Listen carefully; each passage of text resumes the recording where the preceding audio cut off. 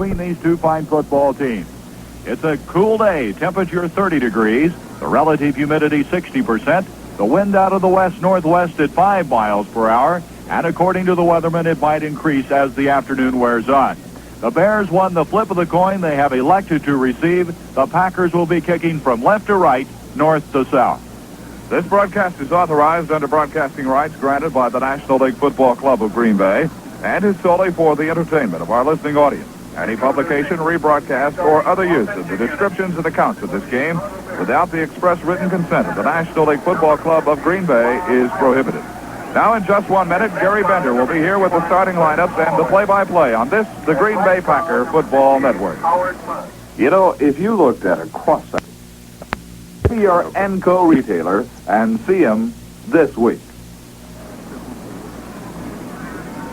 Back at Lambeau Field, they have introduced the starting offensive 11 for the Chicago Bears, who will be receiving. Here's the way the team looks for Jim Dooley. At wide receivers, Dick Gordon, the second leading receiver in the National Football Conference, along with rookie George Farmer out of UCLA. The tackles are Randy Jackson and Wayne Mass. The guards, Howard Mudd and Jim Cadill. And the center, former Packer Bob Hyland. The quarterback will be Jack Concannon, and the running backs, Ross Montgomery and Ronnie Bull. For the Packers defensively, we expect to see Clarence Williams starting at a defensive end. Mike McCoy, along with Bob Brown, will be the defensive tackles, and Lionel Aldridge will be on the right-hand side defensively at an end. The linebackers will be Jim Carter, Ray Nitschke, and Fred Carr. The deep four, Ken Ellis, Doug Hart, Willie Wood, and Bob Jeter. And we're not going to know right off whether Bart Starr will be starting or not because the Packers having their defensive core announced here this afternoon. And Jim, of course, everybody most interested in that situation. But on the other hand, I'm sure a lot of people would like to see Don Horn come out with his second straight starting assignment and have a good day. Well, I think that's very true. There's been a lot of conversation, a little bit of controversy about Don Horn this week, whether he truly is the Green Bay Packer quarterback of the future. A few people have been questioning how we can possibly say young Don Horn. Well, young Don Horn is young. He's 25 years old, although this is his 4th year with the Green Bay Packers. Please remember that he missed all but one game of 1 year while in Army duty. And 25 is still very young for a quarterback. He has great potential. Everyone knows that. And we're just waiting to see if he can break his way out of this slump. Don has been inconsistent throughout his career, and if that were to be the case, then today he could have a good day. There isn't any doubt about that. I noticed down below, however, Gary, that Bart Starr has taken off his warm-up jacket and is now warming up along the sideline. So I would tend to think that if Bart is not going to start the game, he certainly is available to play here today. They say the only way to get over tendinitis is to completely immobilize that particular part of the body that's having the problem. If you've hurt an ankle or any tendon or in the arm area where Bart is suffering right now, the only way you can get better is not to use that particular part of your body. Well, he's throwing down there now, throwing very effectively, so possibly we'll see the 15-year veteran get the starting call against the Chicago Bears. And the Packers disappointed in their offensive works Monday night against the Baltimore Colts. Don Horn suffering 4 interceptions in that game. He has thrown 7 for the year, has completed 37% of his passes, but there's always tomorrow. It's kind of like playing golf. There's always the next hole. And here this afternoon is another football game for Don Horn, and this young man in the past has had some brilliant performances. I don't think we have to go back very far, Jim, to that last game of the last season against the St. Louis Cardinals when he broke all kinds of passing records. Now let's join down on the field the University of Wisconsin Green Bay Band and the playing of our national anthem.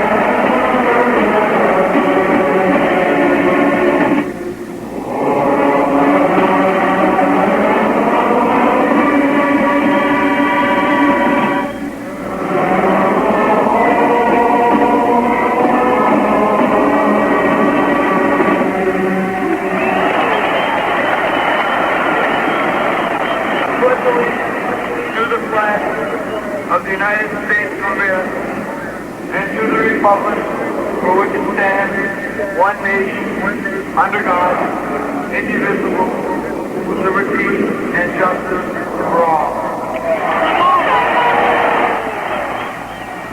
The playing of the national anthem, our Pledge of Allegiance, and the Packers with Dale Livingston kicking off.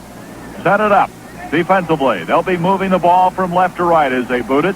The Bears huddle back at the 25-yard line. And you have to worry about the first play of the game because of Mr. Cecil Turner of the Bears, who is an excellent return artist. He's not a very big guy. He's 5'10", 170, but he has been clocked in the 100-yard dash as fast as 9.6. And he's joined back there by former University of Wisconsin star Ron Smith, who we did not see play earlier in the year. He was picked up along with Jim Seymour from the Los Angeles Rams for Dick Avey. So Livingston standing at the 30-yard line, awaiting the okay to run up on the football. As this game is underway, Livingston hits the ball down the middle, end over end. Ron Smith has it at the 10, 15, 20. He goes to the far sideline, giving ground back to the 18. He's up to the 23-yard line and knocked out of bounds. Ron Smith, who has very good speed, tried to give ground and swing wide, didn't quite get the corner turned, and he eventually was run out of bounds by Al Matthews. They're going to mark the ball at the 25-yard line, where it'll be first down for Chicago. Gary, on that kickoff, the kicker Dale Livingston hung it up in the air and let the return team get down in plenty of time to cover the ball. At the 25-yard line, the Bears operating with people split wide left and wide right. Jack Concannon at quarterback for Chicago. As Montgomery behind him along with Bull, he gives off to Ronnie Bull, and he's hit at the line of scrimmage. There is a flag on the play as Bull hits off the right-hand side and hit a brick wall. He had no opportunity to advance the ball whatsoever, as Clarence Williams, getting the defensive call at left end, was the guy initially there to make the tackle. Now the disposition of the flag as they talk things over at the 25-yard line. Illegal procedure is the preliminary signal against the Chicago Bears. And the Packers are going to refuse it, as Bull did not pick up any yardage on that slant off the right-hand side. Williams, picked up from the Dallas Cowboys, appears to be an outstanding acquisition for Green Bay, as he started last week against the Colts, getting the starting call here again this afternoon. George Farmer comes split to the near sideline. Dick Gordon to the far sideline. Second down, 10 from the 25-yard line. Concannon on the long count, takes the snap, backs up to throw at the 20-yard line. Up the middle is Farmer, incomplete at the 45-yard line, and he had a collision at that vicinity with Bob Jeter. Jeter, along with Farmer, hit head-on at the 45-yard line. No chance for the completion, third down, 10. They had on Farmer what they call underneath coverage and also behind coverage. The man covering behind was Bobby Jeter. He wasn't quite sure whether he wanted to go for the ball or make sure that he went for George Farmer, and he decided at the last moment to go to Farmer. Had he dropped off, he might have intercepted that pass. Farmer, since getting the starting nod, has caught the ball 12 times for 219 yards. He has 9.8 speed himself. Third down, 10 from the 25-yard line. Concannon has two receivers split to the near sideline, and Gordon and Farmer. He straightens up the throw back at the 15, and he's thrown for a loss inside the 15-yard line. There's a penalty flag at the 23. As Concannon was stormed under, Lionel Aldridge was the first to get there, as he had no chance whatsoever to throw the ball. It's marked at the 15-yard line. There's a flag back at the 23, and evidently he's going against Chicago. Holding. The Packers will refuse that to get the football. Here's some scores for you in the second quarter. The New York Giants 14, Washington 6. In the first quarter, New Orleans 10, Miami 7. Kansas City leads Pittsburgh 3-0 in the first quarter. Atlanta over Philadelphia 10-6 in the first quarter, and Cleveland is 10-7 over Cincinnati in the second quarter. Gary, you might have noticed that Mike McCoy and Wayne Mass had a few words on that play also, and they came up talking rather heavily to each other. There's no lost love between the Packers and Bears. And fourth down, long yardage to go from the 15-yard line. The Bears, Bobby Joe Green to kick from the goal line. The snap is perfect. Here's the boot. A beautiful kick, a wobbly kick. A fair catch is called for by Willie Wood, and he makes it at the Packer 48-yard line. A 37-yard boot by Bobby Joe Green, who's the #1 punter in the National Football Conference with an average of 42.6. Well, the question has just been answered, and you can hear this crowd. Bart Starr will start. At the 48-yard line in their own territory, Green Bay with the ball for the first time, moving from left to right. Bart Starr at the controls as Dale and Clancy split wide left and wide right. He gives to Donnie Anderson across the 50. He advances the ball 4 yards into Bear territory at the 48. Doug Buffone, the left linebacker, made the tackle for Chicago. 2nd down, 6. As Donnie Anderson having his best year in professional football. And this young man on his first carry nets himself 4 yards. Dale split to the far sideline for the Pack. To the near sideline comes Jack Clancy. Just underway. First quarter of play, no score with 13:45 showing on the clock. Starr gives on the draw up the middle to Donnie Anderson. And Anderson is hit for a yard gain to the 47. Making quite a stop was Dick Butkus and also Ed Obradovich. It'll bring up 3rd down and 5 yards to go. At that time, the Bears were not fooled. It'll be interesting to see how the Bears play this play right now, knowing that Bart Starr has had a bad arm. They may play the run, and Bart may be forced to throw the ball, or he may try to cross them up. We'll watch and see what happens. 3rd down, 5 from the Bears' 47-yard line. Clancy to the near sideline, to the far sideline. Carroll Dale, Grabowski, and Anderson behind Bart Starr. Back to throw. Bart Starr at the 45. Swings one complete to Grabowski at the 45, the 40, and he's up to the 35-yard line before he's knocked out of bounds. Jim Grabowski caught and dropped by Doug Buffone on a swing pass to the near sideline, and Grabowski, with his 3rd straight starting call, converts it into a first down at the Bear 35-yard line. So Starr, on his first attempt of the afternoon, is successful. He didn't put a lot of strain on the arm that time, but threw it very accurately. Dale to the far sideline, the near sideline, Clancy. First down call from the Bear 35-yard line with 13 minutes to go in the first quarter. Starr takes a snap. He gives off now to Anderson, and Anderson is hit at the line of scrimmage and hit hard. He might have gotten a yard to the 34-yard line as Starr stumbled trying to hand off that time to Anderson. I think that's what happened, Gary. I believe Donnie wanted to go outside, but the ball just didn't get there in time for him to make that cut outside, and he saw that he was going to have to move it inside with any chance at all. But Willie Holman played the play very well and stopped it. But Bart stumbled as he attempted to hand it off. Holman is 6'4", 250. It'll be 2nd down, 9 from the 34.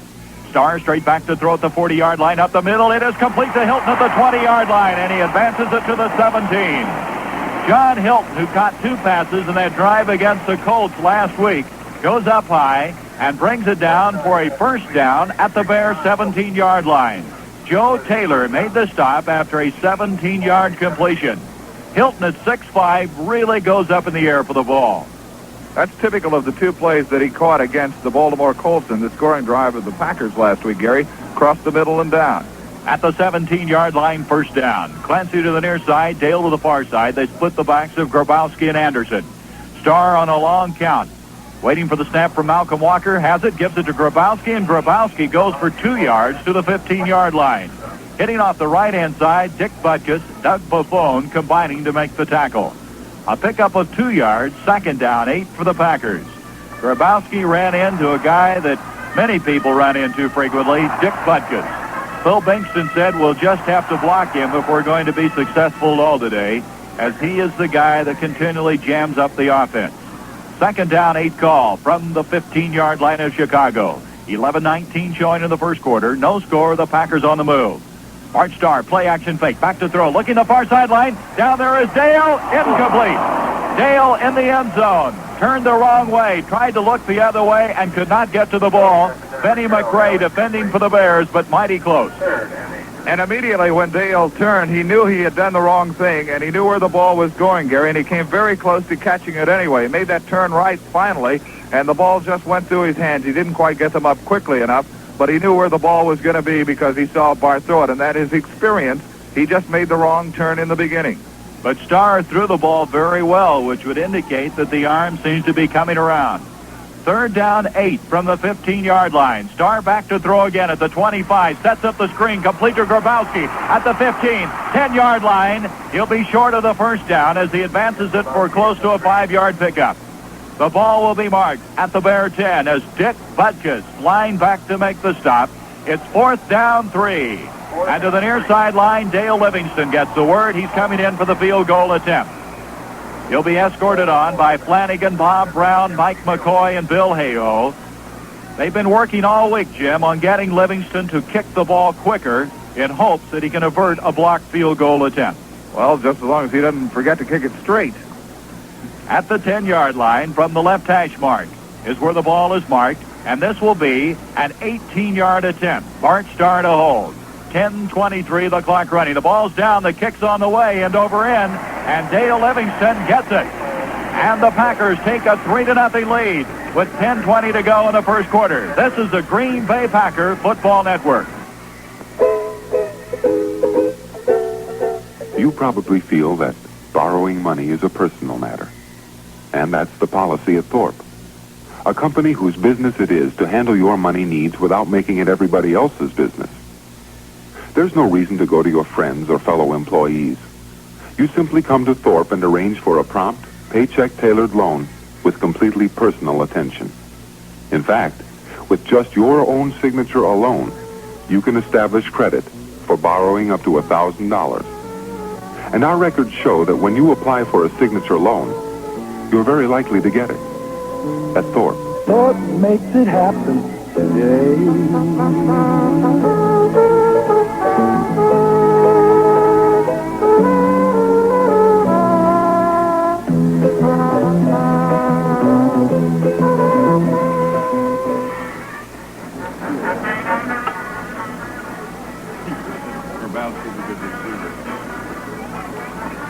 And so Dale Livingston has kicked his 11th field goal on 18 tries for the Green Bay Packers this season, and with 10 minutes, 20 seconds to go in the first quarter, the Packers lead it 3-0. Well, the Packers getting on the scoreboard on their first opportunity, which is important in the early stage of the game. With 10:20 to go in the first quarter, 3-0. Livingston runs up on the ball, and he hits a line drive. It comes down to 5, hits over Ron Smith's head, and goes in the end zone and hit the goalpost, which automatically kills it. They'll bring it back out on the touchback of the 20-yard line, as Livingston must have hit that ball high because he had a line drive floater attempt, which Smith didn't want any part of. He let it hit in front of him and then kicked up against the goalpost, which automatically killed it. At the 20-yard line, a position the Bears were in moments ago, they have it first down as Dick Gordon comes split to the near sideline, George Farmer to the far sideline. 3-0, the Packers lead as Concannon ready to take the snap from Bob Hyland. On a long count, takes the snap, gives off to Ronnie Bull, and he's hit at the line of scrimmage. Lionel Aldridge, the first to get there. The Packers really playing the rushing game well. Bob Brown also an assist on the tackle. As the Packers have thus far jammed up the interior most effectively. Second down 10 from the 20-yard line. As Concannon thus far trying to establish his rushing game and then setting up the pass, has not been able to do either. But this is only the second time they've had the football. Gordon to the near sideline, Farmer to the far sideline. Gordon having an outstanding year for the Bears. The split backfield of Montgomery along with Ronnie Bull. Concannon wanting to throw back at the 15-yard line, far sideline complete to Ronnie Bull. He's dropped though immediately at the 23-yard line by Doug Hart. Hart was on him as quick as he possibly could be, and Bull advances the ball for a 3-yard pickup, and that's all. As Doug Hart played it well. It'll bring up third down 7 from the 23-yard line. As that time, Concannon trying to throw to his back, coming out of the backfield, and Ronnie Bull. Bull is an excellent receiver. We did not see him in the first game this year in preseason play as he was coming off of a knee operation during the winter. Gordon and Farmer split to the near sideline. Third down 7 from the 23 with 8:57 to go in the first quarter. Concannon straight back to throw at the 15-yard line. He throws it up the middle, incomplete, intended for Bull at the 25-yard line. And Bull saw Ray Nitschke coming in. And I don't know, he didn't give too much of an effort as that ball came right by him, incomplete, as the defense came storming in on Concannon. Thus far, the Packer front four has really acquitted themselves well. Fourth down 7 from the 23. And Bobby Joe Green, who last time kicked it 37 yards, will boot it again. He is kicking into the wind as they move from right to left. The wind prior to kickoff time was not too bad, but they figure as the game wears on, it may pick up. It was in the vicinity to 5 to 8 miles per hour. From the 9-yard line, Green to kick, Ellison Wood standing at the Packer 36. The snap, the boot, almost blocked it. High, wobbly kick. Willie Wood calls for the fair catch and makes it at the Packer 41-yard line.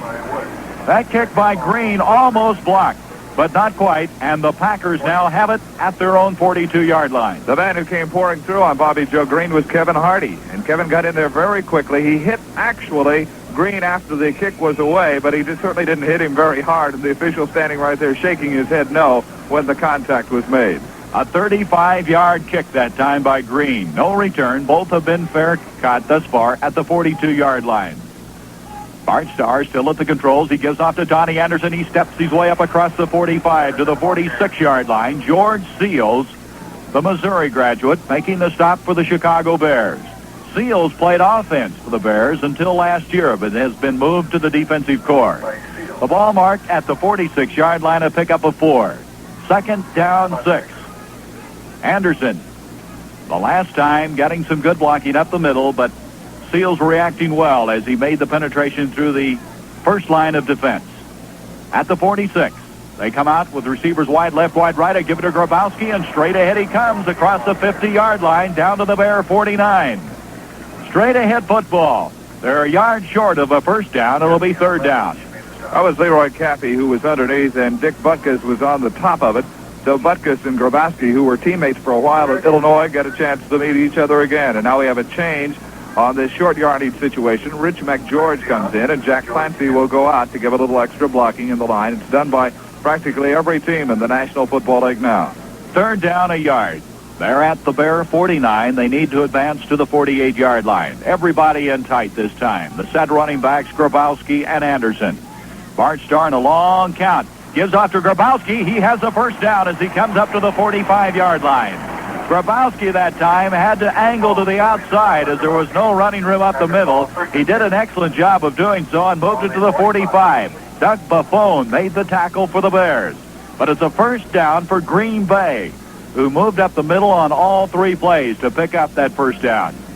Now they split to the far sideline, Carroll Dale. To the near sideline, Jack Clancy, operating at the Chicago 45.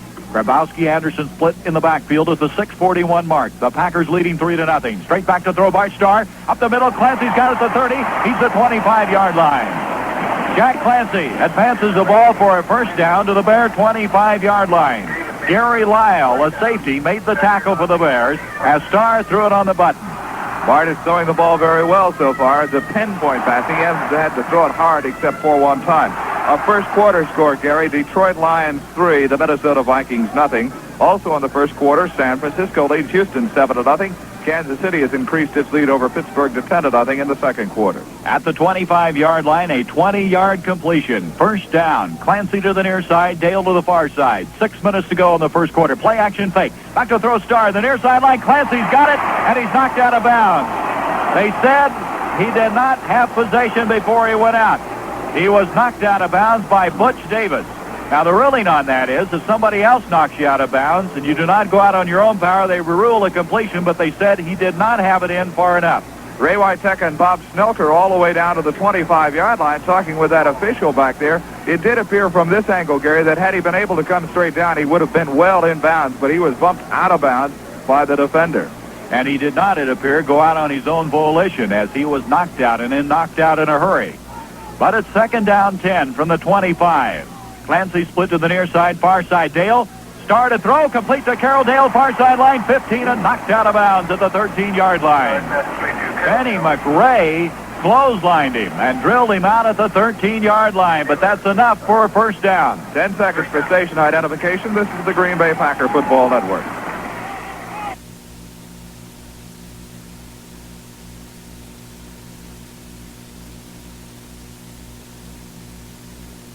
Bart Starr just hit his 5th pass out of 7 tries. Complete to Carroll Dale, moving the ball inside the 14-yard line of Chicago. First down. 5:49 to go. First quarter. 3-0. Green Bay. A give up the middle to Donnie Anderson. Cuts to the outside. 10-5. He's in for the touchdown.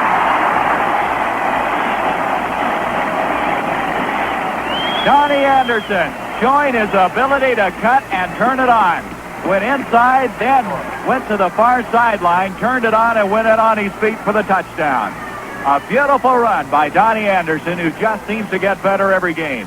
9-0, the Packers lead, and Livingston to attempt the point after.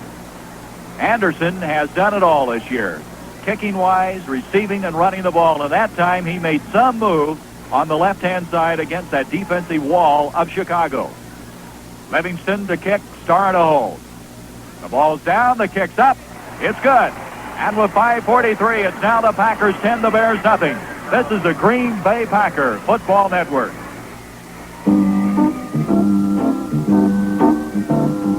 We're from Milwaukee, and we ought to know it's good old Black beer wherever you go. Kegs, cans, and bottles all taste the same. The three best is one beer, Black is the name. The three best beers in America is Good Old Blatz. Good Old Blatz in bottles, Good Old Blatz in cans, and Good Old Blatz in kegs. That's because the Blatz people will take the time and trouble to put the same great beer in all three. You can taste the quality that made Blatz Milwaukee's finest beer for over 100 years. Like they say in the song. Kegs, cans, and bottles all taste the same. The three best is one beer, Blatz is the name. Pass the word. Good old Blatz is best. From the Good Old Blatz Brewing Company, division of G. Heilemann Brewing Company. And so the Green Bay Packers have moved on in front 10-0 in this ball game. And Gary, when you hit the pass, it opens up a lot of things. And Bart Starr has hit the short pass. He's hit the longer pass down the middle. And the Packers have moved in front 10-0. Our statistician, Tom Kaminsky, points out Starr is 5 of 7 for 65 yards. And he's thrown them to all of his receivers thus far. Here's a kick by Livingston. He booms it. Ron Smith deep. He's going to run it out. Ron Smith up the 10-yard line, and down he goes at the 12. Ron Smith was unloaded on by Rudy Kuchenberg, a former teammate. He was with the Bears from 67 to 69. He must have not liked him too well. As they're going to move the ball to the 12-yard line, Smith was about 7 yards deep when he fielded it, tried to run it out, and the Packers reacted in a hurry. At the 12-yard line, the Bears have it. The crowd really had a reaction on that. As Ron Smith now is going to sit down a while and think about that one on the far sideline. He was shaken up a bit. At the 12-yard line, Concannon with bad field position to operate his team. As Gordon split to the near sideline, gives off to Montgomery, and Montgomery comes out for about 2 yards to the 14-yard line. As Montgomery hits off the right-hand side, a pickup of 2, second down 8. As the Packers continue to be tough up the middle. Clarence Williams, the guy that made the stop. They're running at Williams here early in the ball game, anticipating they might have some success, but thus far, Williams has read it well and made 2 fine tackles. At the 14-yard line, second down 8. 4 minutes, 45 seconds to go in the first quarter. 10-0. The Packers lead the Bears. 2 people split to the near sideline as Concannon brings them out on a second down 8 call from the 14. Straight back to throw at the 5-yard line. Setting up the screen, complete to Montgomery at the 10, 15, 20, 25. He's the 30-yard line for the first down. Montgomery catching that screen, eventually caught by Ray Nitschke. Also Bob Jeter. Jeter shaken up just a bit, but he'll be all right as the ball is marked at the 31-yard line. So Concannon able to pick up the first down on a 2nd and 8 call. Well, Gary, I think I've heard you remark this before. Jeter's going to have to come out, however, that a good play against a hard-charging team is a screen pass, and that's exactly what they pulled. The Packers were charging extremely hard. Jeter has to leave. Al Matthews replaces him at the 31-yard line. The Bears with a first down. Concannon gives off to Montgomery, hitting off the right-hand side for 2 yards to the 33-yard line. That screen play netted the Bears their initial first down of the afternoon. Jim Carter made the stop on the last play on Montgomery. It'll be second down 8. 3:40 showing on the clock in the first quarter. 10-0. The Packers, who have scored both times they've had the football. Once on an 18-yard field goal by Livingston, and the other time on a 13-yard run by Donnie Anderson. Farmer and Gordon split to the near sideline. The tight end is Rich Cody. Bull along with Montgomery, the running backs. Second down 8. There's the draw up the middle of the Bull across the 35, the 40. He breaks to the outside and is knocked down at the 44-yard line. Ken Ellis with a blocking type tackle upended him. They'll mark the ball at the 44. Another first down for Chicago. You know, weatherproofing your home is too important to put off any longer for lack of cash, especially when you can easily borrow all the money you need from Thorpe Finance. All of a sudden now, the Bears are starting to move the ball as Green seems to open it up a bit, but they're also running the ball more effectively. They have a new series at their own 44-yard line with 2:43 to go in the first quarter. Farmer split to the near side, Gordon to the far sideline. Back to throw, Concannon has protection. Up the middle, Farmer broke it up beautifully. Willie Wood got a hand on the ball, and that saved a completion. As Farmer had position, the ball was on the way to him at the 35-yard line. But Wood went hurtling through the air and batted it down. Well, Willie's probably in as good a shape as he has ever been in professional football. Bobby Jeter comes back in now to replace Al Matthews. They picked on Matthews. I was wondering how long it would take them to throw in that area, and it took a great play by Willie Wood to keep that pass from being completed. And as Matthews came off the field, he conferred with Phil Bingston. Matthews a little upset at himself, but no damage done as Wood came up with quite a play. At the 44-yard line, 2nd down 10. Two receivers split to the near sideline. Concannon gives up the middle to Ronnie Bull across the 45 up to the 50-yard line. Fred Carr got him as Bull, now getting some success in the running game for the Bears, advances the ball to the midfield stripe. It'll bring up 3rd down, still 4 yards to go. As Concannon, hoping to keep this drive going, has a 3rd down call of importance for the Bears, who trail 10-0. The Bears, for the first time, have some field position as they operate from the 50-yard line. Gordon comes to the near sideline along with Farmer. Cody, the tight end. The split backfield, Montgomery and Ronnie Bull. Concannon takes the snap from Bob Hyland, back to throw at the 41-yard line, up the middle, almost intercepted by Fred Carr, incomplete. Carr had a shot at it, a pass intended for the tight end Rich Cody. And that's going to bring up 4th down, and the Bears will have to kick again as Bobby Joe Green will come in for the 3rd time. And Ellis and Wood go back for the Packers inside the 15-yard line. Green will be kicking into the wind with 1:49. You can bet the Bears would have liked to have used the remaining time in the first quarter before they kicked so they had the wind to their back, but could not. As Green goes back to kick from the 36-yard line in his own territory. And at the 10 now, Ellis along with Wood. Ellis to the far sideline, Willie Wood to the near sideline. They wait for the snap.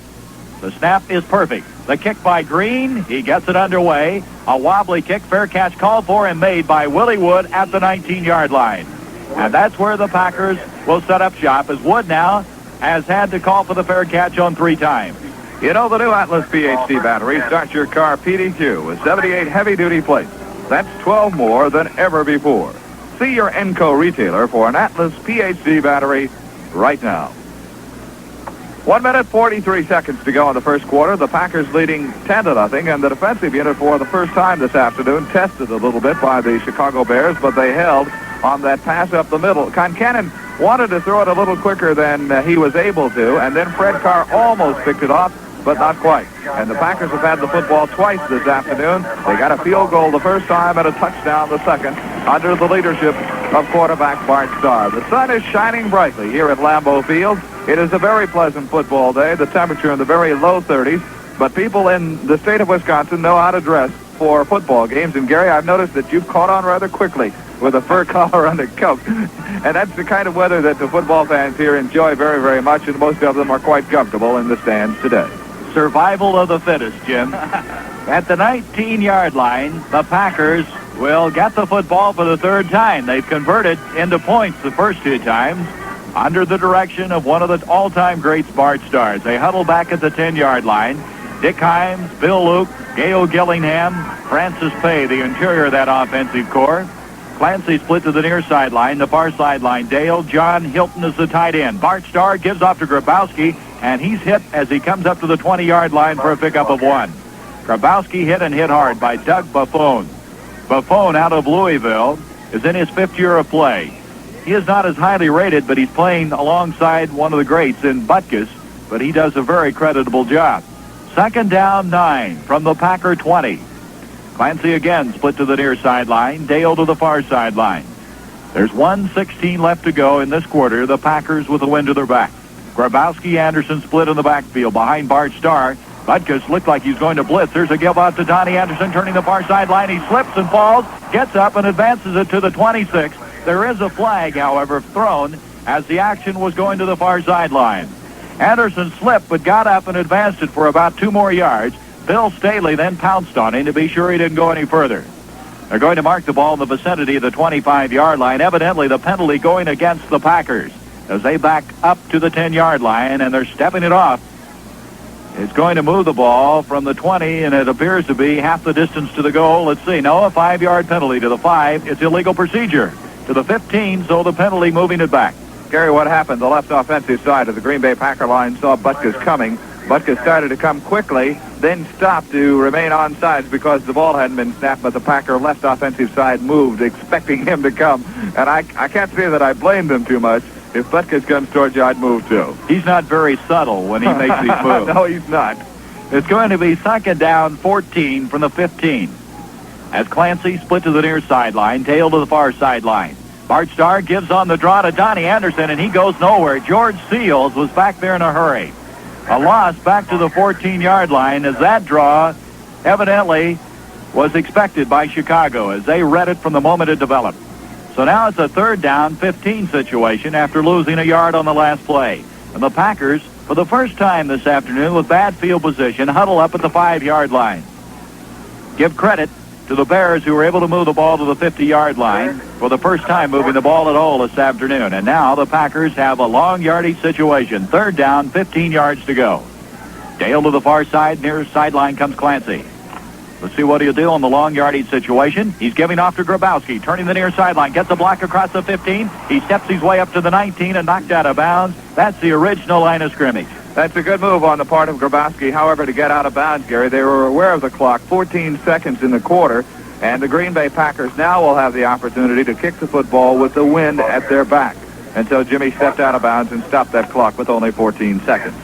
Ross Brubacher was the guy that made the tackle on Grabowski. As going back deep is going to be Gary Lyle, along with Ron Smith for the Chicago Bears for the kick, as Donnie Anderson will boot it away from the 5-yard line. Anderson kicking with a win with 14 seconds to go in the first quarter. 10-0. Green Bay, a low snap, but no problem as Anderson hits a wobbly kick. It's hitting at the 40, takes a Packer bounce inside the 35, inside the 30, all the way down to the 28-yard line. So Donnie Anderson with the touch on that one. He put radar on the ball. They kept moving down the field. He gets a very fine 53-yard kick all the way down to the Bears' 28-yard line. You have a feeling things might go all right today? And that's the end of the first quarter. The score, the Packers 10, the Bears nothing. This is the Green Bay Packer Football Network. Thinking of selling out your business or farm, but you're worried about all the detail and making it a successful sale?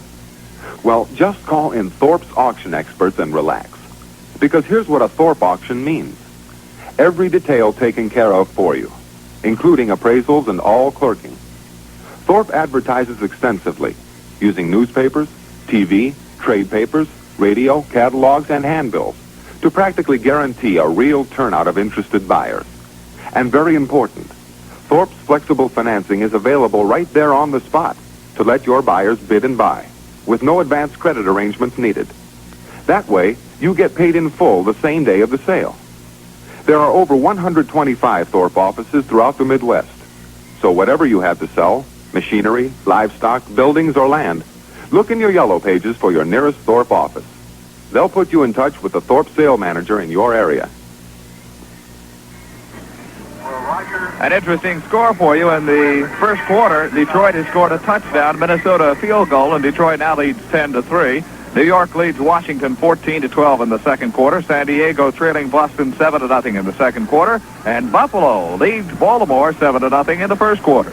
We start the second quarter. The Bears have it first down at their own 28-yard line, now moving from left to right. Concannon takes the snap, sets up to throw, far sideline. It is complete. Up to the 40-yard line goes the receiver, and he's across the 40 to the 42. That's Dick Gordon that latched onto the ball, and it's going to be a first down for Chicago as Gordon, an outstanding receiver out of Michigan State, caught the ball and advanced it across the 40 to the 41-yard line. Fred Carr made the stop for the Packers as all of a sudden Gordon gets open. He's the guy all year long that you've had to watch. He's caught 7 touchdown passes. Farmer split to the near sideline, the far sideline. Goes Dick Gordon. First down call just underway. Second quarter of play. The Packers lead the Bears 10-0. Concannon, play action fake. Back to throw. Sprinting the near sideline. He throws up the field. Broken up by Doug Hart. Intended for Ronnie Bull at the 35-yard line. That was close to being a completion as Concannon faking up the middle, sprinting the near sideline, trying to hit Bull coming out of the backfield, but Hart was there to get a hand on the ball. Bob Brown was the guy that was putting the pressure on Concannon, who was trying to get open to throw the football. Thus far, Concannon has thrown to his backs most of the time. Montgomery, also Ron Bull, 2 of his primary receivers in the early action. The clock stopped with 14:49 to go in the second quarter. Second down 10 from the Bears' 41-yard line. Farmer to the near side, Gordon to the far sideline. Concannon brings out the Bears, hoping to get an offensive drive sustained and going. Takes a snap, sprints the near sideline, wanting to throw. It's thrown complete to Farmer, and he's knocked out of bounds at the 45, but did he lose the ball? It was popped up, but they say he had possession. Farmer is ruled a completion at the 46. The crowd didn't like that one. Kenny Ellis jarred him loose from the ball. Phil Binkson is talking with the official down there, Gary, and you can almost read his lips. He wants to know how that can be a completion. If the one to Jack Clancy before, when he was pushed out of bounds and Phil was pointing down there at the 20-yard line, I think he said, I want him called even, if you please. Anyway, Farmer did have possession of the ball. It was knocked out, and he had possession when it went out of bounds. First down at the Packers' 47-yard line as Farmer, the rookie, latching onto the pass, a 12-yard pass completion. 2 receivers split to the near sideline. Concannon play action, fake the 45-yard line. He's throwing up the middle. Down there's Gordon by himself. He dropped it. Gordon at the 2-yard line drops the football. He had beaten Willie Wood. He was open by 5 to 7 yards, but he could not hang on. He gave a hard fake inside, did Dick Gordon, and then he cut it upfield. And when he cut it upfield, there was no way that Willie Wood could keep up with him. The ball was just slightly overthrown. Concannon put it out there very well, but Gordon could not get to it. Got his hands on it, and then it dropped through his hands. But he turned it inside hard and then came down the middle on a fly pattern and had everybody beaten. Pass rusher, but this afternoon's Seals has been the much more impressive performer thus far for Chicago. Star back to throw again on third down. He's going up the middle. Down there is Hilton, and it's incomplete. John had it momentarily. Jarred loose by Gary Lyle. Just about the time the ball arrived in the hands of Hilton, so did Gary Lyle, and the collision jarred the ball loose. Mighty close to a long pass completion. Gary, on that play and the play previously, the Chicago Bears are using 4 linebackers with a 3-man rush and dropping off a couple of those linebackers for pass coverage. At the 46-yard line, 4th down 10, Donnie Anderson will kick. And for the first time, kick into the wind. Anderson last time had a 53-yarder. He'll be booting from the Packer 40-yard line as Ron Smith is deep at the 10-yard line. Closer up the field to the 15 is Gary Lyle. The snap a little high. The boot. Anderson going for the corner. It's a high kick. Smith calls for the fair catch and makes it at the 10-yard line. A beautiful kick by Anderson. No return. There's timeout on the field with 11:37 to go. The Packers leading the Chicago Bears 10-0 at Lambeau Field as Anderson sets up the ball most effectively. What he did, Jim, is he got the ball to nose high. There was no chance for the ball to take a roll. Let's pause for this message. This is the Green Bay Packer Football Network.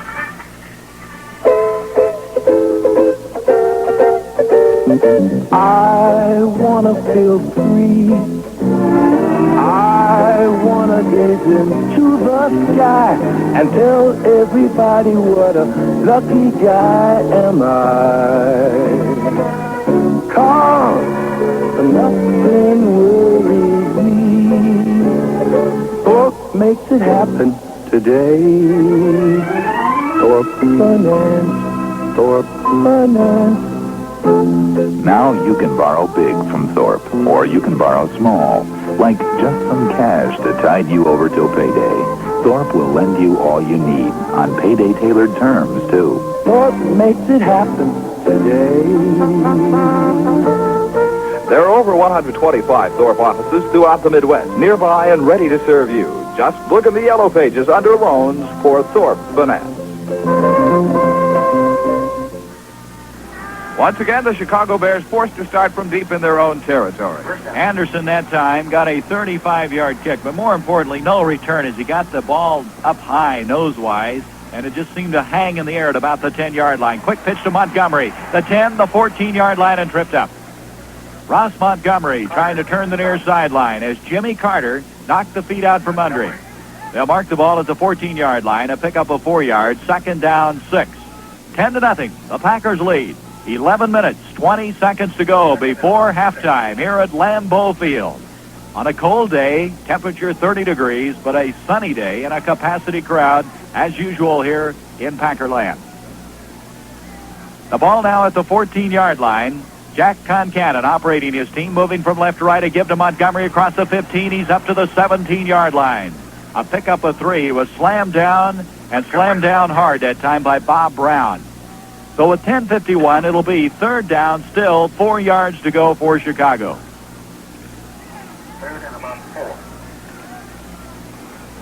Third down, 4 yards to go.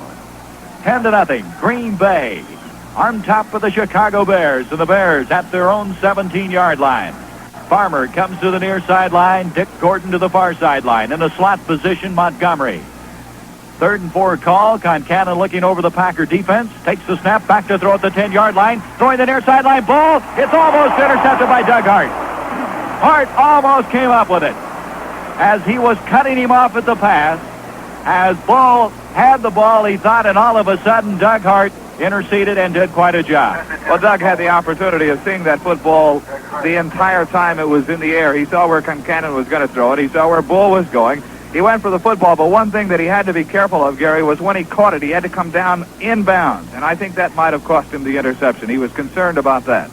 The Packers have reacted well on most occasions on the passes thrown to Ronnie Bull or backs coming out of the backfield. That time it was Doug Hart doing the job. With 10:18, the clock stopped, 4th and 4, Green to kick from the 2-yard line, Ellison Wood at the Packer 40. The snap, a line drive affair. Ellis has it, the 39, the 40, puts on a move to the 45, and he's getting to the 45, and that's all. Kenny Ellis made quite a move on the far sideline. Rich Cody finally caught him along with Ray Ogden. But it looked like for a moment with Ellis's blinding speed, he might be able to get to the outside.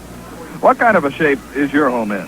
Ready to take winter storms in stride? Well, maybe you'd better be sure with a home improvement loan from Thorpe Finance. This is the 3rd time in the ball game.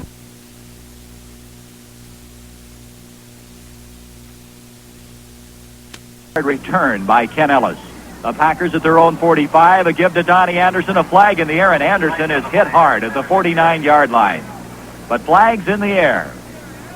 Making the stop, Mr. Butkus, in one of his classic bone-crunching, jarring tackles on Donnie Anderson. A penalty against the Packers, moving the ball back to their own 39-yard line. Offside, the call. So back at the 30-yard line, the Packers now will have a 1st and 15 from their own 39. Boy, Dick Butkus, when he hits people, he just seems to annihilate them. And Anderson hit about as hard as you can hit anybody. Butkus, the middle linebacker, I think Phil Binkson said it the best. He says he has such great concentration. He's not distracted by anything. 1st down, 15 from the 39. Now Anderson, a little mixed up in his alignment, sets himself. A give to Grabowski, fumbles the ball, picks it up again, and comes across the 45 to the 46-yard line. And that one will be one of the odd plays of the year. Doug Buffone eventually caught up with Grabowski. Jimmy fumbled that ball at the 42-yard line. It was in the air from the 42 to the 45. Fortunately for him, it bounced straight ahead. Well, it didn't bounce. It just flew in the air straight ahead, and he caught it at the 45. And the minute he caught it, he was hit. But that's a pickup of about 6 yards on the play. I don't know if they'll give him aerial yardage or ground rushing on that one. Bart Starr gives up the middle to Donnie Anderson. He's up to the 49-yard line. Dick Butkus hit him around the ankles and tackles him. It's going to bring up 3rd down. And still close to 6 yards to go on the play. 3rd down, 6. The ball at the 49-yard line of Green Bay. They're moving from right to left here in the second quarter play. The Packers lead 10-0, scoring all their points in the first quarter. An 18-yard field goal by Livingston. A 13-yard gallop by Donnie Anderson. Clancy put to the near sideline. And also Carroll Dale. They split the backs of Grabowski and Anderson. 3rd down, 6 call for Green Bay. Back to throw Bart Starr. Looking the far sideline. A pass is complete. And then jarred loose from Donnie Anderson. Anderson had it separated from him by Doug Buffone at the Bear 48-yard line. As Anderson had it on his hands, but then the collision jarred it loose. The Packers will have to kick. Looks like Anderson, walking back to the huddle, might be shaken up a bit or a little bit tired, as he was hit hard twice by Butkus. And then on that last play, Buffone unloaded on him. But Donnie set to kick as they huddle back at the 40-yard line. And Ron Smith, the deep man, standing at the 13-yard line, and Gary Lyle at the 19-yard line. Anderson to kick from the Packer 33 with 8:29 to go in the first half. The snap, the boot. An end-over end kick. Fair catch called for by Gary Lyle. He goes to a knee to make it at the 16-yard line. And with 8:24, the Packers leading 10-0. The Chicago Bears will take over. There's timeout. This is the Green Bay Packer Football Network. We're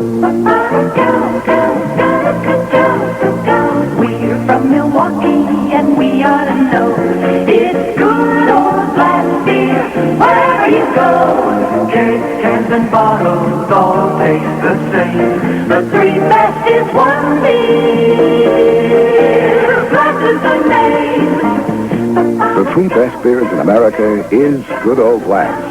Sure, Good Old Blatz in bottles, Good Old Blatz in cans, and Good Old Blatz in kegs. That's because the Blatz people take the time and the trouble to put the same great beer in all three. You can taste the quality that made Blatz Milwaukee's finest beer, like they say in the song. Kegs, cans, and bottles all taste the same. The three best is one beer. Blatz is the name. Pass the word. Good old Blatz is best. From the Good Old Blatz Brewing Company, division of G. Heilman Brewing Company. Let's quickly pause 10 seconds for station identification. This is the Green Bay Packer Football Network. WNFL, Green Bay.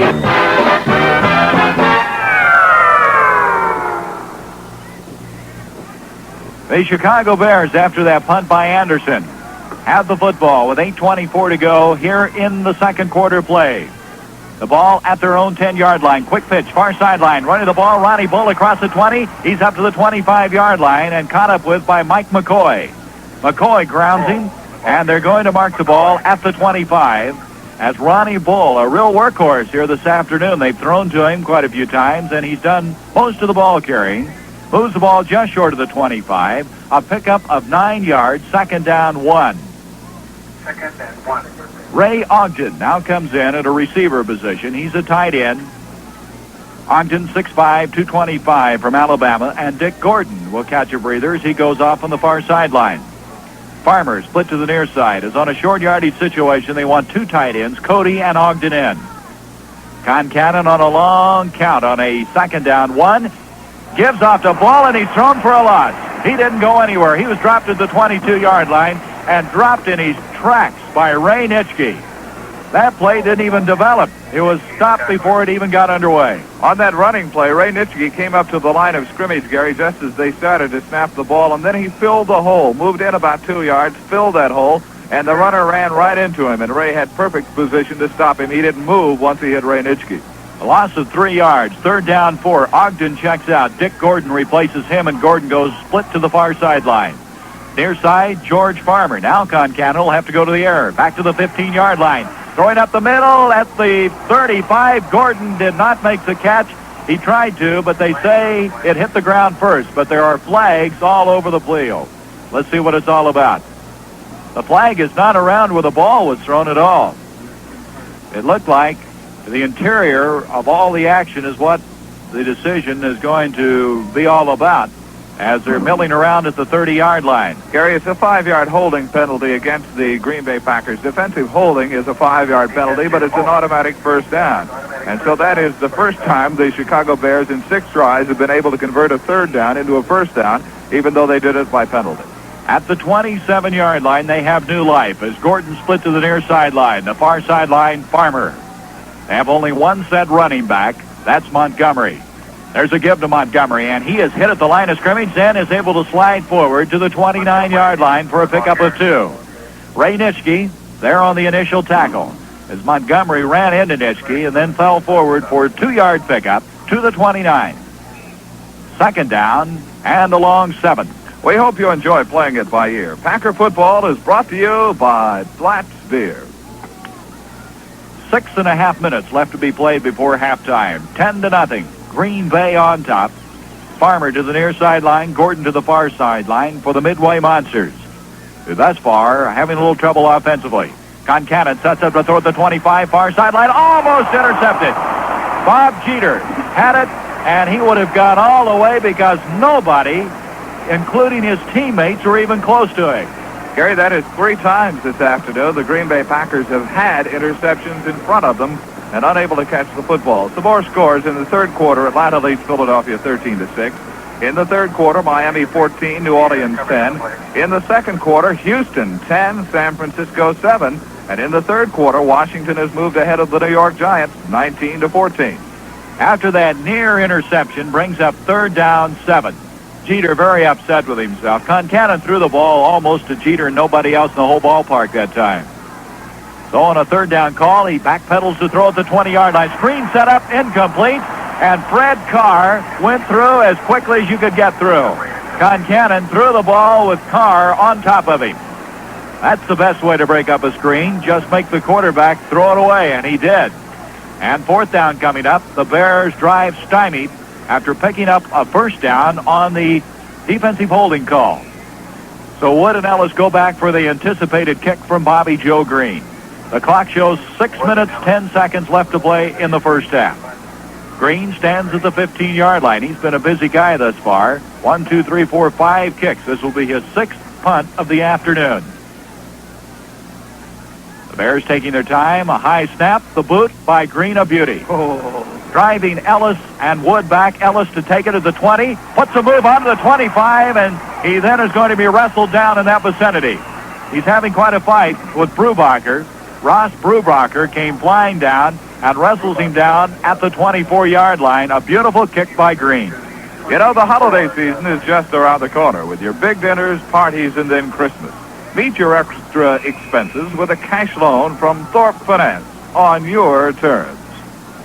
That was a 50-yard kick by Green. The ball is marked at the 24. That's where Green Bay will take over. 5:44 to go. First half, 10-0. Receiver split wide left, wide right. Starr back to throw at the 15-yard line. Screen set up complete to Grabowski. He's the 25. He's the 30. He fights off a tackler up to the 33-yard line. Grabowski ran over somebody at the 30-yard line and stayed on his feet for an additional yard or two. Grabowski doing an excellent job of catching the ball here this afternoon. They mark the ball at the 33-yard line. Dick Butkus and Doug Buffone combined to make the stop. It'll be second down 2, a pickup of 8 on the screen. And Starr using the screen most effectively this afternoon against that hard-charging front four of Chicago. On a 2nd and 2, the Bears now jump in to an 8-9-man front. Here's a give now to Anderson, and he's thrown for a loss back to the 31 as the Bears really made penetration that time. Anderson had no chance whatsoever. Willie Holman, the first to get there. They mark it at the 31-yard line. It'll bring up third down 4. A loss of 2 yards on the play as the Packers now huddle back at the 20-yard line. The Bears at times looking most impressive defensively. Bart Starr now with a third down. Make it 3 yards to go from his own 31-yard line. Clancy to the near sideline. Dale to the far sideline. Dick Butkus moving around in the linebacking position, trying to guess where Bart Starr is going to direct his attack. And Starr's back to throw. Has protection. Up the middle. It is incomplete. Almost intercepted by Gary Lyle. Lyle had his hands on the ball at the 47. John Hilton was the guy the ball was intended for, but Lyle further up the field had the shot at the ball but couldn't come up with it. And on fourth down, Anderson will kick. That's probably the poorest pass of the afternoon thrown by Bart Starr. Not that it wasn't in the direction of the receiver, but there was double coverage on John Hilton, and Bart threw it in heavy traffic, and that's about the first time he's done that this afternoon. The Minnesota Vikings have scored a touchdown, and they've tied the Detroit Lions 10-10. Anderson will get rid of this ball at the 16-yard line. And deep Ron Smith, further up the field, Gary Lyle. The snap was a bad snap, but Anderson's got it, and he booms one. Ron Smith comes up, has it at the 30, bobbles the ball, and he falls on it. And it's a good thing he fell on it, because immediately on the scene for the Packers, getting up Perry Williams. Williams was down there as quick as a ball. And at the 31-yard line, Chicago will set up. Anderson that time had a very weird snap from center. The ball almost, Jim, was sideways when it came back to him. Looked like it was wind-blown, really. It was drifting out to the right side, and Donnie got over there quickly and got the ball away. That costs you when you're going to kick it, however. It breaks up your rhythm. At the 31, Chicago, first down. Gordon to the far side, to the near sideline, George Farmer. Concannon trailing 10-0, hoping now to get the offense rolling. Back to 25, quick flip is incomplete, intended for Bull. He had it and dropped it at the 33. Bull was backpedaling to catch the ball, and he stumbled and couldn't hang on. He would have been knocked out of bounds anyway, but he didn't catch it. It would have been close to a 3-yard pickup. Instead, it's incomplete. Second down, 10. Stops the clock with 3:38. Some more scores for you. Kansas City now leads Pittsburgh in the third quarter, only 10-7. 10-10 Detroit, Minnesota, as we said, in the second quarter. Boston and San Diego tied 7-7 in the third quarter. Cincinnati leads Cleveland 14-10. They're playing in the third quarter. Concannon now is 4 of 16 for 45 yards in the passing department. At the 31, second down, 10. Back to throw at the 21-yard line. Up the middle. It's caught at the 45-yard line by Gordon. Gordon went to his knees to make the grab. It's a first down. Willie Wood came up to make sure he didn't advance the ball further. But Gordon, who is very agile, who has the ability to sprawl all over to catch the ball, did it that time as he just kind of cradled the ball as it came to him. First down at the Bear 44. Gordon has really come on his own this year for the Bears. He split to the near sideline, Farmer to the far sideline. 3:05 remaining in the first half. Concannon just completed his fifth pass. Back to throw at the 40-yard line. Has protection now. Breaks down. He's scrambling loose. He comes up the 45 to the 49, and he's nose down at the 49-yard line in Bear territory by Doug Hart. Concannon almost was thrown for a big loss back at the 40-yard line, but sprinted out of trouble. Interestingly enough, on the far side of the field behind the Chicago bench, Bobby Douglas is warming up for the Bears. And at the 49, it'll be second down, 6. A pickup of 4 by Concannon, who is running for his life. At the 40-yard line, the former Boston College star talks it over. They break huddle. Jim Seymour now in at a wide receiver position, split to the near sideline. Gordon and Farmer split to the far sideline. A young receiving core, really. Seymour and also Farmer in their first year. Back to throw. Concannon, the ball is jarred loose. It's loose at the 33-yard line. They scramble for it. And all the way back to the 30-yard line, the Bears have recovered. As Concannon set up the throw, but before he could cock his arm, the ball was jarred loose, and the fight ensued all the way back to the 30, where the Bears got it, as the Packers really came storming in. Gary, that's the 11th time this year that Jack Concannon has fumbled the football. Fred Carr had a shot at the football, but the defender for the Chicago Bears was just a step ahead of him, but he was going at full speed. If he doesn't come up with that ball, Randy Jackson, then Fred Carr will get it. Timeout has been taken. This is the Green Bay Packer Football Network. Practically everybody has to borrow money or use financing services sometime. And your own financial needs are almost as individual as your fingerprints. That's why Thorpe Finance says, we'll lend you all the money you need, up to $5,000 or more, for any reason. And that reason could be to pay off all your bills and end family arguments over money, to make home improvements, buy or finance new appliances, color TV or furniture, take a good vacation trip, or buy recreation equipment, meet unexpected medical or dental expenses, maybe just handle an emergency cash shortage till payday. Anyway, you know why you need the money, and Thorpe will lend it to you, promptly. Thorpe also arranges individual loan terms. You set them up to fit your ability to pay. So look in your yellow pages and find which of Thorpe's more than 125 Midwest offices is nearby to serve you.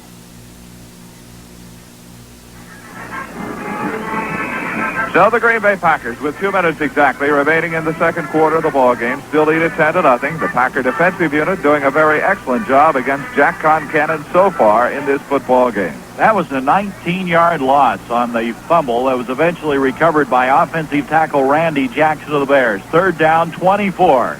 At their own 30, the Bears almost offside with the Packers, but getting back in time. Here's Concannon giving up the middle, running with the ball, and coming up across the 40 to the 43 is Ronnie Bull.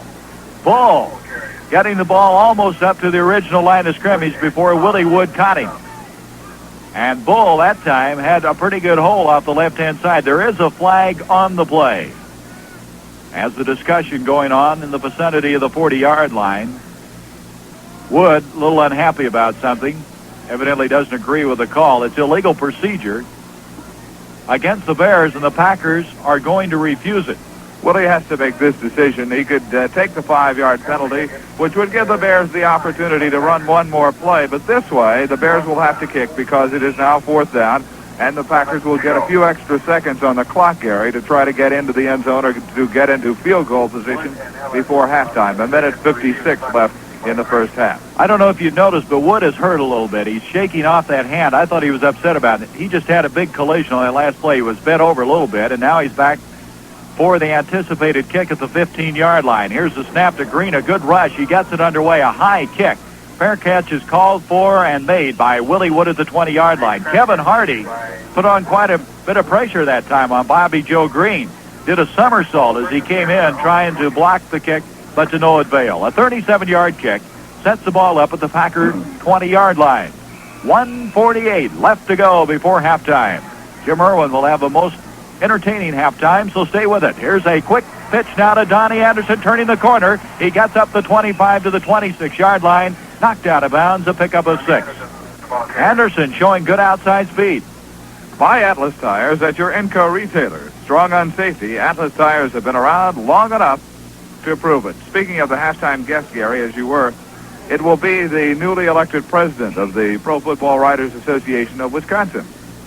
And we'll keep you in the dark as to who that is. I'm not sure who was elected. No, I do know. Lee Rummel, who is the sports writer for the Green Bay Press-Gazette, will be our guest.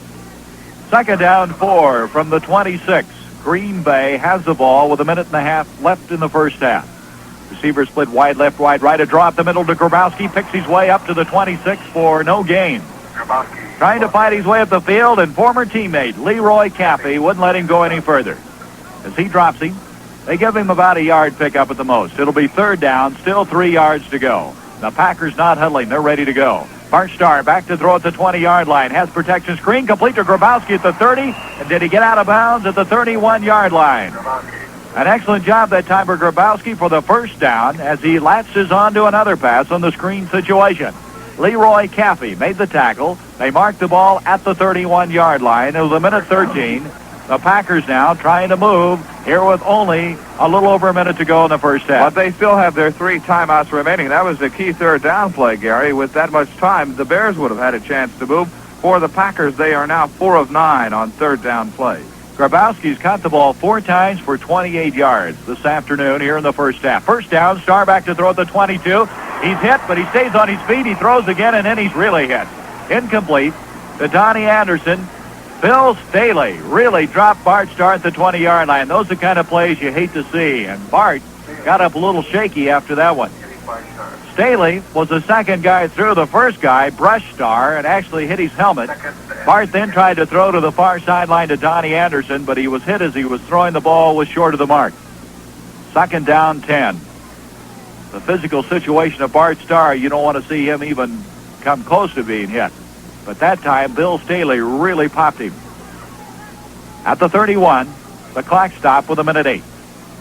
Clancy to the near side, to the far sideline. Carroll Dale, Starr back to throw, has protection, setting up. Now he's hit again. The ball is popped loose. It's picked up by Malcolm Walker, who advances it up to the 33. Now the situation is, I guess his arm was not cocked in an incomplete pass. They ruled it a fumble as Walker advances it up to the 33. It was Bill Staley again who got to Bart Starr. And Starr taking quite a beating. Well, that goes down in the rushing column, a pickup of 2 yards on the play, and Malcolm Walker, I would imagine in his career, has never carried the ball that often. So, Tom, put that down on your board. Walker for 2 yards. You're going to confuse Tom Kaminsky. At the 33-yard line, 30 seconds to go in the first half. Third down, 8. Starr sets up a screen, complete to Anderson, the 25, the 30, breaks a tackle up to the 35-yard line. Anderson turning on a dime, got by one defender, moved it up to the 35. It's short of the first down as Willie Holman made the stop. And now the Bears call timeout with 20 seconds. They're wanting to get this punt before the first half comes to a conclusion, as the Packers will have to get rid of it on a fourth down, still 7, at their own 35-yard line. Anderson doing a lot of work here in the first half. Let's look at him. Anderson, 11 carries, 37 yards. He's caught one pass for 2 yards. Donnie on the ground and in the airways again, a 1-2 punch. Well, we hope your family sails through winter without a single illness. But if a medical emergency does strike, don't worry about the money. Thorpe Finance will lend you all you need. This is the 5th punt of the first half for Anderson. His furthest, 53 yards. The last time, a 39-yarder. At the 20 to kick. Deep, Ron Smith for the Bears. A bad snap again. He's going to have to hurry. He got it underway, but not by much. Ron Smith at the 30's got it. Straight up the field. He comes, spins his way to the 33, and down he goes. Ron Smith is just completely goes out of sight. You couldn't even see him. There were about 6 Packers on top of him as he went down at the 32-yard line. Gary, that looks like a play-action punt on the part of the Green Bay Packers because Donnie Anderson has to move out to his right side. That's 2 in a row, and the ball is just sailing almost as if it's windblown. Malcolm Walker coming over a little unhappy about the way he's snapping the ball, and that's the end of the first half of play. The halftime score at Lambeau Field. The Green Bay Packers 10, the Chicago Bears nothing. This is the Green Bay Packer Football Network. An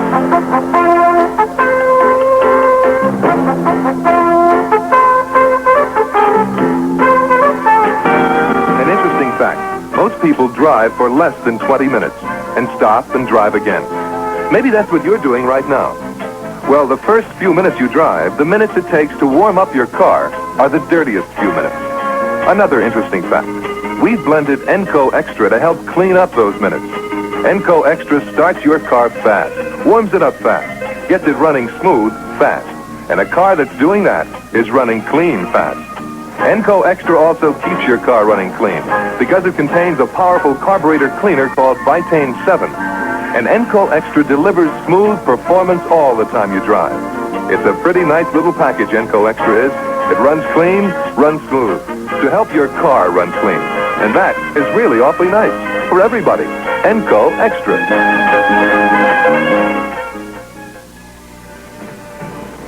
The Packers here in the first half of play, scoring all 10 of their points in the first quarter. Scoring with 10:20 to go in the first stanza on an 18-yard field goal by Dale Livingston after the Packers getting the ball for the first time. Moved the balls in 7 plays to the 10-yard line and then had to go for the field goal. Livingston booting it, making it 3-0.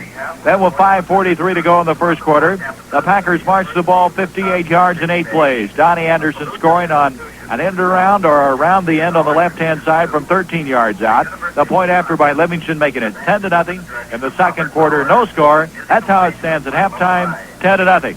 And with the halftime, Jim Irwin. First of all, let's check the scoring here at halftime of the other scores of games being played in the National Football League today. Atlanta and Philadelphia are all tied 13-13. They are now playing in the fourth quarter.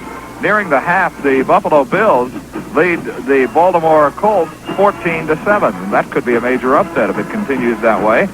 Cincinnati ahead of Cleveland 14-10. That also is in the upset category. They're playing in the third quarter. Detroit and Minnesota in the second quarter. It is tied at 10-10. Kansas City has moved ahead of Pittsburgh 17-3, playing in the third quarter.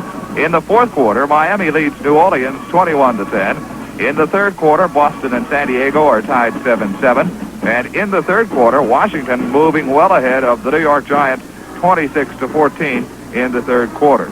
At near halftime, it is 10-7, Houston leading San Francisco. And later on this afternoon, the Jets will be at Los Angeles, and Oakland will play at Denver.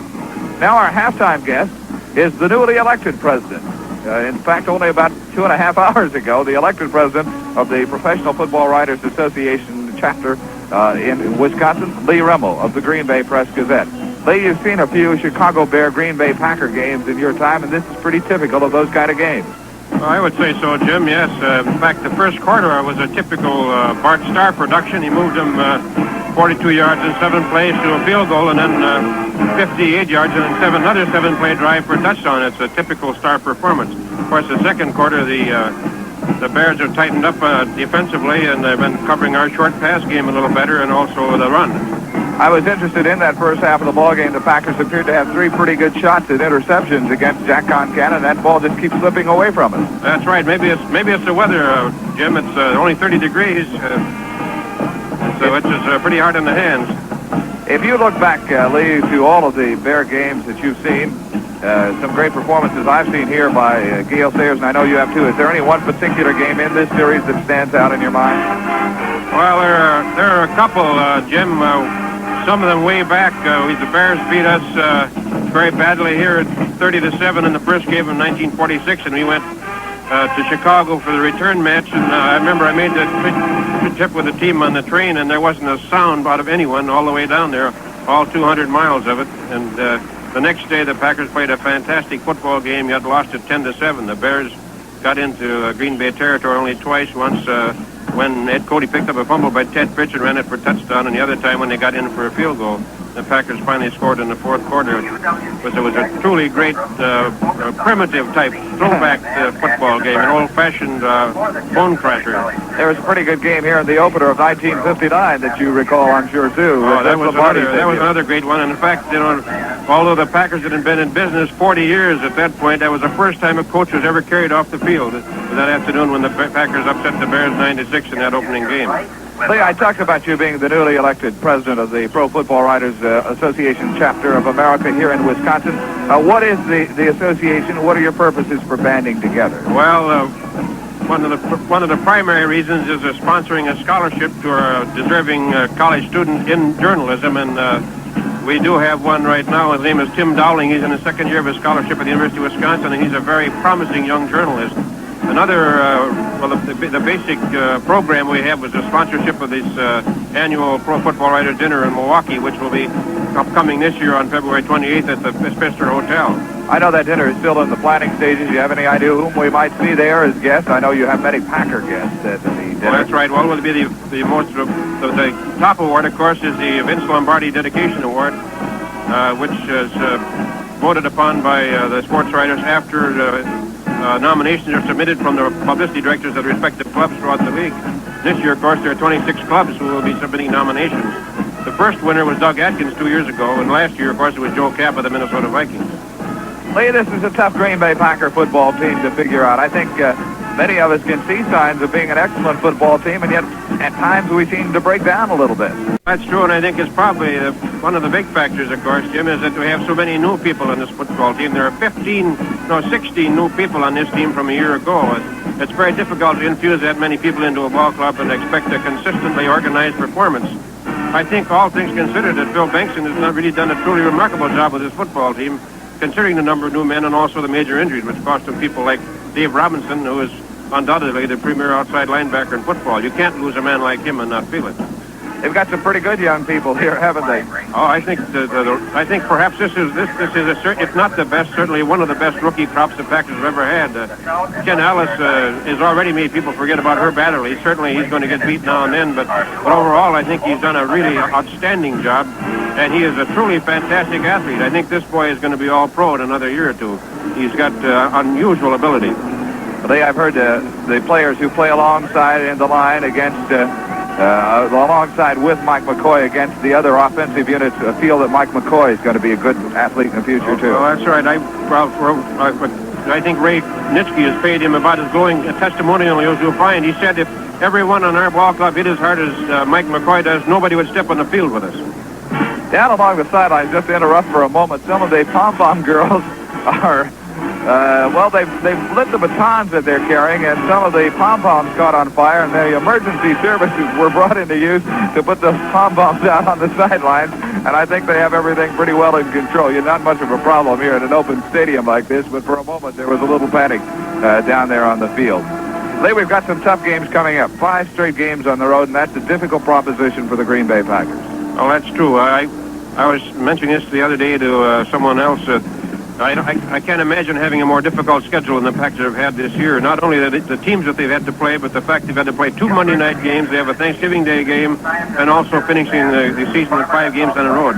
You can't get it tougher than that. Well, you know, they promised us with this new alignment that we'd get some warm weather cities here late in the season, so they gave us Pittsburgh, Chicago, Detroit, and Minnesota. I'm still waiting. Lee Rummel of the Press Gazette and the newly elected president of the Pro Football Writers Association of America chapter here in Wisconsin. Thank you so much for coming by, and we'll look forward to seeing you again. Thank you, Jim. It's been a pleasure. All righty. We're at halftime. 10-0. The Green Bay Packers lead the Chicago Bears, and we'll continue with our programming in just 1 minute on this, the Green Bay Packer Football Network. I wanna feel free. I wanna gaze into the sky and tell everybody what a lucky guy am I. 'Cause nothing worries me. Thorpe makes it happen today. Thorpe Finance. Thorpe Finance. When the TV announcer says, "And now in living color," do you sit back to enjoy or just wish? Wishes come true at Thorpe, where you can borrow all the money you need. Thorpe makes it happen today. There are over 125 Thorpe offices throughout the Midwest, nearby and ready to serve you. Just look in the yellow pages under loans for Thorpe Finance. Halftime, 10-0. The Packers over the Chicago Bears. 10 seconds for station identification. This is the Green Bay Packer Football Network. WNFL, Green Bay.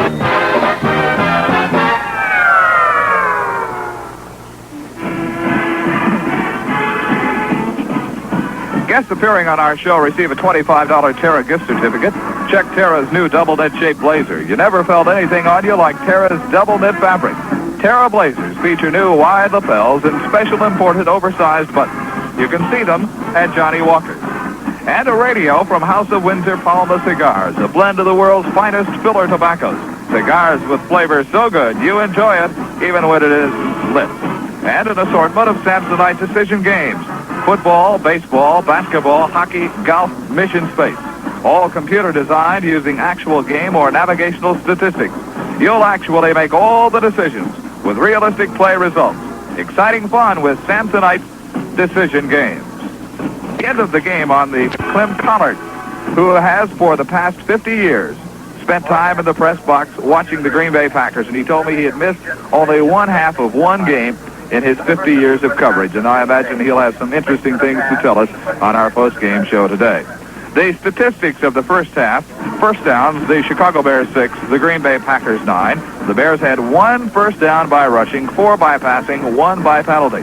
The Packers had 2 by rushing, 6 by passing, and 1 by penalty. Total offensive yardage, the Packers had 159 yards, and the Chicago Bears just 83. The Packers ran 36 plays, the Bears 32. The Packers had 64 yards rushing, Chicago 54. The Packers 95 yards passing, and Chicago 29. The Chicago Bear quarterback, Jack Concannon, was thrown twice attempting to pass for a loss of 29 yards, and Bart Starr was thrown once for a loss of 2 yards. Starr 9 of 16, no interceptions. Concannon only 5 of 17 with no interceptions. In punting, Tony Anderson punted 5 times, averaging 39.6 on his punt. Bobby Joe Green punted 7 times, so we've had 12 punts in the first half of this ball game. He punted for 40.4 yards per punt. The Chicago Bears fumbled twice. They didn't lose any. The Packers fumbled once. They did not lose any. Very few penalties. The Bears 1 for 11 yards. The Packers 3 for 15. Individually, as the University of Wisconsin Green Bay completes its halftime showdown on the field, Ronnie Bull has carried the ball 7 times for 36 yards. Ross Montgomery 5 times for 13 yards, and Concannon ran with it 1 time. He had to scramble for a 5-yard gain. For Green Bay, Anderson had 11 carries, 38 yards. Grabowski 8 carries, 23 yards. In receiving, Farmer 1 for 12, Gordon 2 for 26, Montgomery 1 for 17, Bull 1 for 3. Clancy caught 2 for 38 for the Packers. Dale 1 for 11. Grabowski 4 for 29. Hilton 1 for 17. Anderson 1 for 2. The Green Bay Packers are back on the field and will be ready with the second half kickoff in just 1 minute on this, the Green Bay Packer Football Network. We're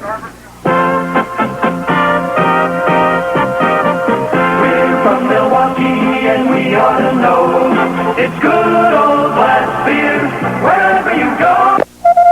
Cans and bottles all taste the same. The three best is one beer, Blatz is the name. The three best beers in America is good old Blatz. Sure, good old Blatz in bottles, good old Blatz in cans, and good old Blatz in kegs. That's because the Blatz people take the time and the trouble to put the same great beer in all three.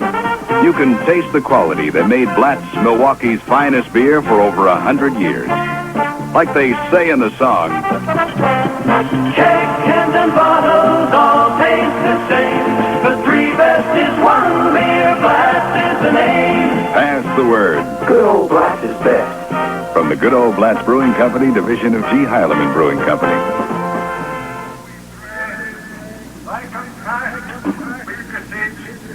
Lift their burdens, give them strength, that strike the shackles that deny them their freedom. Amen. A prayer said here at halftime for the imprisoned veterans of war, this being the week of Veterans Day, last Wednesday, and the prayer said here at halftime. Now the Chicago Bears are coming back out onto the field, and they get their usual greeting here at Lambeau Field. I think there is a kind of fondness for the Chicago Bears on the part of the Green Bay Packer fans because they are such great rivals. And it's always an enjoyable time when the Green Bay Packers and the Chicago Bears meet. It's even more enjoyable if you lead 10-0 at halftime. And the Green Bay Packers do lead 10-0 at this point in the ball game. But we have done this before against the Bears, and the Bears always present a threat to you. So we'll wait and see what happens here in the second half of the ball game. Bart Starr played the entire first half. He is warming up on the sidelines. And, Gary, I would say you'd have to be terribly encouraged by the progress made by Bart Starr in the last couple of weeks. You do. On the other hand, though, you're very, what do you want to say, apprehensive. The way he got hit there in the second quarter a couple of times. Bill Staley didn't greet him very, very nicely. He dumped him twice, almost on successive plays, and every time that Bart Starr goes down, you hold your breath. But evidently, the tendonitis that's been affecting his arm for the last 3 weeks now coming around. And is that encouraging for all Packer fans? Gary, to my knowledge, Forrest Gregg, for the first time, is on the field, and this will keep his string intact. He will now tie the record. He'll be out there forming the wedge on this kickoff. That's 182 games, and hopefully he will break that record next week. 182 games. That's a lot of football games. He was talking about all the fine players he's been associated with, many of whom did not play very long due to an injury. You have to be very durable. There's been times when he didn't think he was going to be able to answer the bell, but he did. Mac Percival will kick off for the first time in this game. As they started the game, the Packers kicked off. Deep, Ellis and Larry Krause standing to the goal line. The run-up and a line drive kick. Hits over Dick Hines, picked up by Krause at the 20, 25. He stays on his feet across the 25 up to the 29-yard line. Larry Krause had quite a collision at the 25. After the impact, he was able to slide forward for 4 more yards. Jimmy Gunn led the charge along with Ralph Couric. And at the 29-yard line, first down for Green Bay. Krause really arrived on the scene a week ago, returning kickoffs against the Baltimore Colts. At the 29, Bart Starr to operate the team here in the third quarter as we start the second half 10-0 in favor of Green Bay. Play action fake. Bart Starr back to throw up the field, picked off by Joe Taylor. He's at the 40. He's coming up now to the Packer 35. He cuts his way up to the 30. He's down to the 25 and knocked out of bounds at the Packer 23-yard line. Joe Taylor picked it up on a pass intended for Hilton. And now, in good field position, the Chicago Bears. Jim Grabowski eventually caught up with Joe Taylor and rammed him out of bounds. And that's the play that you hate to see starting the third quarter play. The Bears have not had good field position and now get it on the interception. Dick Gordon comes to the near sideline. A 19-yard return on that play by Joe Taylor. George Farmer to the far sideline. The ball at the 24-yard line of Green Bay. Cam Connon gives off now to Montgomery, and he slants up to the 20-yard line. A pickup of 4. It'll be second down 6. As the Bears now have a second down 6 at the 20-yard line, as we have just 1 minute gone by in the third quarter. Well, Starr, who threw the ball so expertly in the first half, suffering his first interception of the ball game. That ball was not very close to Hilton, as Taylor was waiting on it, thrown directly to him, and he took over from there. At the 20, second down 6, split to the near side. Farmer, the far side, Dick Gordon. Concannon takes the snap. He gives off to Montgomery, trying to turn the near side across the 20. He's the 15-yard line before he's dropped. That's close to the first down, as making the tackle Jim Carter, along with Woody Wood. Montgomery wanted to turn the near side, thought better of it, and bent it up the middle to the 15-yard line. He's a yard short. It'll be third down 1. Glenn Holloway threw a fine block against Ray Nitschke to give Montgomery some chance to run that football, and as you say, he turned it up just at the right moment. At the 15-yard line, third down, 1 yard to go. 13-14 to go, third quarter, and the Packers jump into an 11-man front almost as they get everybody up on that line. Concannon on a long count. He gives off and hit on the 20, make that the 16-yard line, is Clarence Williams as he drops Bull for a loss. Bull couldn't even start up the field, and he was dropped immediately. Great play by Clarence Williams. And that could be a mighty big play in this game. It's fourth down and 3, and Percival is coming in for the field goal attempt. Williams is through so quickly on that play. Didn't appear as anybody touched him as he drops the ball carrier for a loss. Back, they mark the ball at the 17-yard line. Fourth down, 3, and Percival will attempt a 23-yard field goal. He'll be kicking from the near hash mark. Holding will be Concannon. And now the Bears are a little mixed up in their alignment.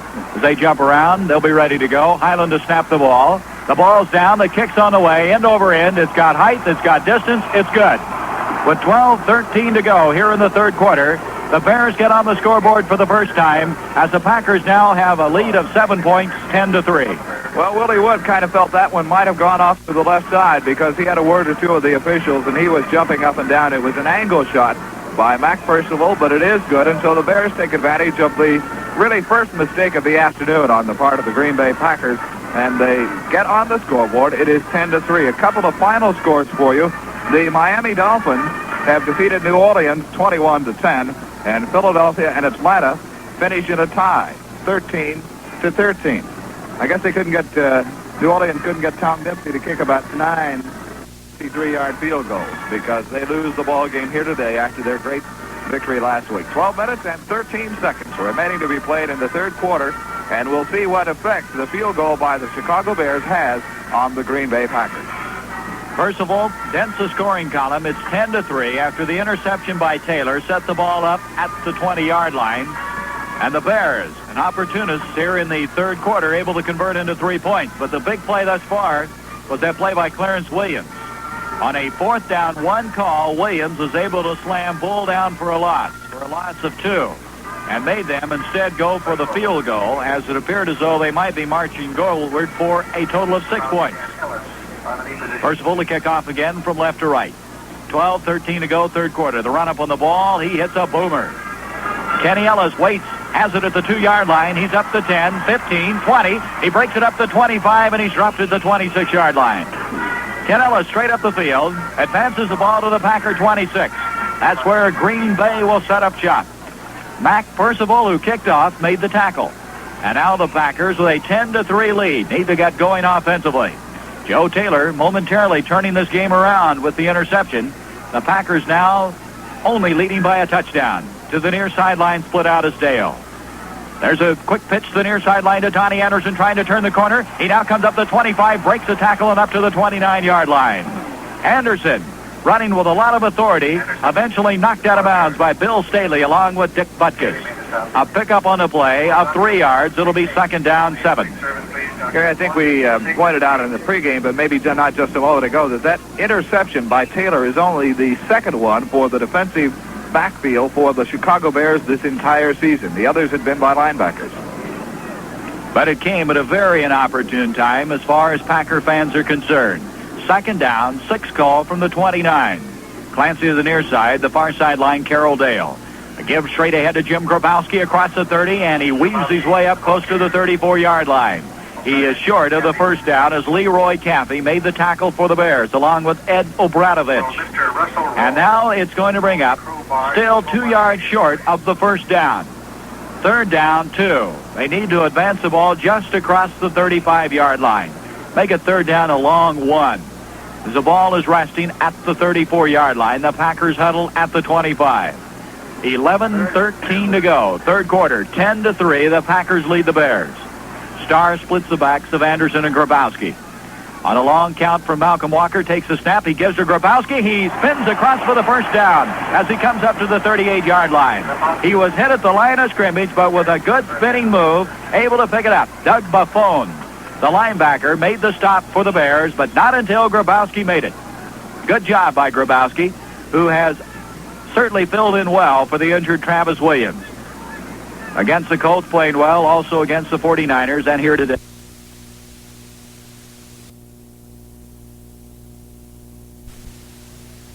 Going up the middle of passes, dropped. Carroll Dale had it, and dropped it at the Bear 46-yard line. Dale had it in his hands, but could not hang on. That's one of the few times you'll see the veteran drop one. Well, I think Lee Rummel hit it in the halftime show when he said the weather may have something to do with a drop pass like that. Carroll had good position, had the football in his hands, and it simply dropped out of his hands. His hands are cold, of course. It is about 32 degrees here in Green Bay. It's a very cool day. That brings it back to the 38-yard line. Second down, 10. The clock stopped with 10:29. As Starr that time threw the ball on the button. Near sideline Clancy, far sideline Carroll Dale. Starr, play action fake, back to throw at the 30-yard line. Now scrambling a little bit, a flag thrown in the air as he sprints, throws the far sideline to Hilton. He's got it, 45. He's up the 50, the 45, the 40, and knocked out of bounds at the 36. But as we told you earlier, there's a flag back at the 30-yard line. It looked like it was right around where Starr was trying to maneuver. We anticipate a holding penalty. Well, it's going to be called against Francis Pay. He and the defender whom he was trying to block away from Bart Starr was Ed Obradovich, and it was right in front of the official. The official saw the play. Bart was going to be thrown had Francis not been able to hold off Obradovich, and so the penalty goes against the Green Bay Packers and nullifies a big gainer. But that was a kind of a scrambling gainer on the part of Bart Starr. Now John Spillis will come in to give the Packers a breather for Jack Clancy, who goes out of the ball game. After the holding penalty, ball now at the Packer 13-yard line. But 10-17, the Packers now huddle underneath their own goalpost. Hilton that time showed very good speed. He caught that ball and turned it on. But all for naught as they bring it back on the holding penalty. Second down, 34 yards to go. They need to move the ball. Line. It's going to bring up second down, make that third down, and 23 yards to go. But Starr picking up 10 yards on that last play. The Packers now huddle back at the 15-yard line. Thus far, here in the third quarter, the Bears have maintained excellent field position. Picking up a field goal at the 12-13 mark. Near sideline split out is Clancy. Far sideline is Spillis. Grabowski, Anderson, the setbacks behind Starr. Give to Jim Grabowski, turning the far side up the 25 to the 30 and tripped up there. Coming over was Butch Davis to knock him down as he comes up to the 30-yard line, bringing up fourth down. Still 20 yards to go, and the Packers will have to get rid of the ball.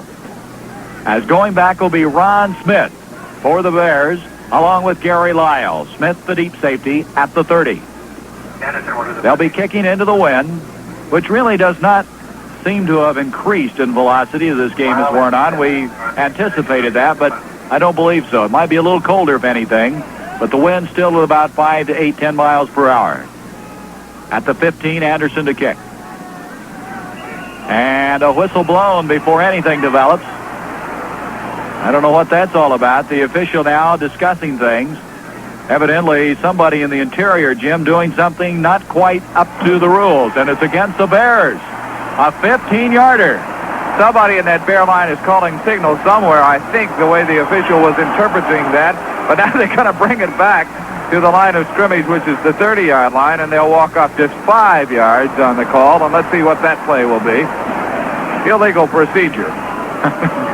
He was really intent on stepping off 15, and somebody called him back. So now kicking to the 20-yard line instead of the 15 is Anderson. The snap to him, and Donnie puts the left foot into it. A beautiful kick. Ron Smith inside the 25, makes it the 20. He's running it up now, the 25 to the 30, and he's knocked out of bounds at the 30-yard line. Rudy Kuchenberg, activated for this game, made the stop. You talk about enthusiastic guy, Kuchenberg is that. Time is out on the field with the Packers leading 10-3. This is the Green Bay Packer Football Network. You know, you hear how easy it is to borrow money from Thorpe Finance. But maybe you've never tried it, and so you don't know how truly easy it is. First of all, you deal with friendly, experienced financial people who are in business to lend you money. You can borrow all you need, up to $5,000 or more, for any reason. Thorpe loan arrangements are simple. You can actually borrow up to $1,000 on just your own personal signature. Thorpe terms are fitted to your ability to pay, so you don't overburden your paycheck. And to make borrowing more prompt and easier than ever, you can telephone ahead. Set up your Thorpe loan in the privacy of your own home and find your money all ready and waiting for you at Thorpe Finance. With over 125 offices throughout the Midwest, there's one nearby to serve you. Just consult your local Yellow Pages. And so, 9 minutes and 15 seconds remain in this third quarter of the ball game. Still 10-3, the Green Bay Packers. The Packers appear to be moving the football very well, but again, a holding penalty stymied them, and they had to give up the football. So the Bears with the ball at the 31-yard line and a first down. Now the officials have come to this near side and talked with Phil Bingson, and they've gone to the far side to talk with Jim Dooley. And Gary, I think perhaps they might be explaining that last penalty that was called against the Chicago Bears. You may have called it well, Jim, in saying that the Bears verbally were saying something, trying to break up the cadence. And, of course, you can't do that. That's illegal procedure. Really didn't make that much difference. Possibly field position of 5 yards at the most. At the 31-yard line, the Bears set up shop. First down. They trail 10-3. 9:15 to go, third quarter. Concannon straight back to throw at the 20-yard line. Going up the middle. Down there's Gordon. He's got it at the 20. He's going to go all the way for the touchdown. Dick Gordon, over the outstretched arms of Doug Hart, caught the ball, went in, and that is a play earlier that Gordon dropped in the end zone. He caught it this time, and now, just like that, this football team from Chicago has a chance to knot this ball game up. A big play to Dick Gordon. Gordon just seems to paralyze everybody with his speed, as he turns it on in the open field, and nobody seems to even come close to him. Now Concannon on a first down call. 69 yards, Gary, on the play. A 69-yarder, and that's the 8th touchdown pass of the year for Dick Gordon. All of them have been caught by Gordon in the receiving department. Concannon to hold Percival to attempt the point after to try to tie it up at the 9:05 mark. The snap, the boot, it's good, and it's a brand new ball game. A 10-10 game with 9:05 to go in the third quarter. You know, running short of Blatz at this point is either unsportsmanlike conduct or a personal foul. Don't let either happen to you.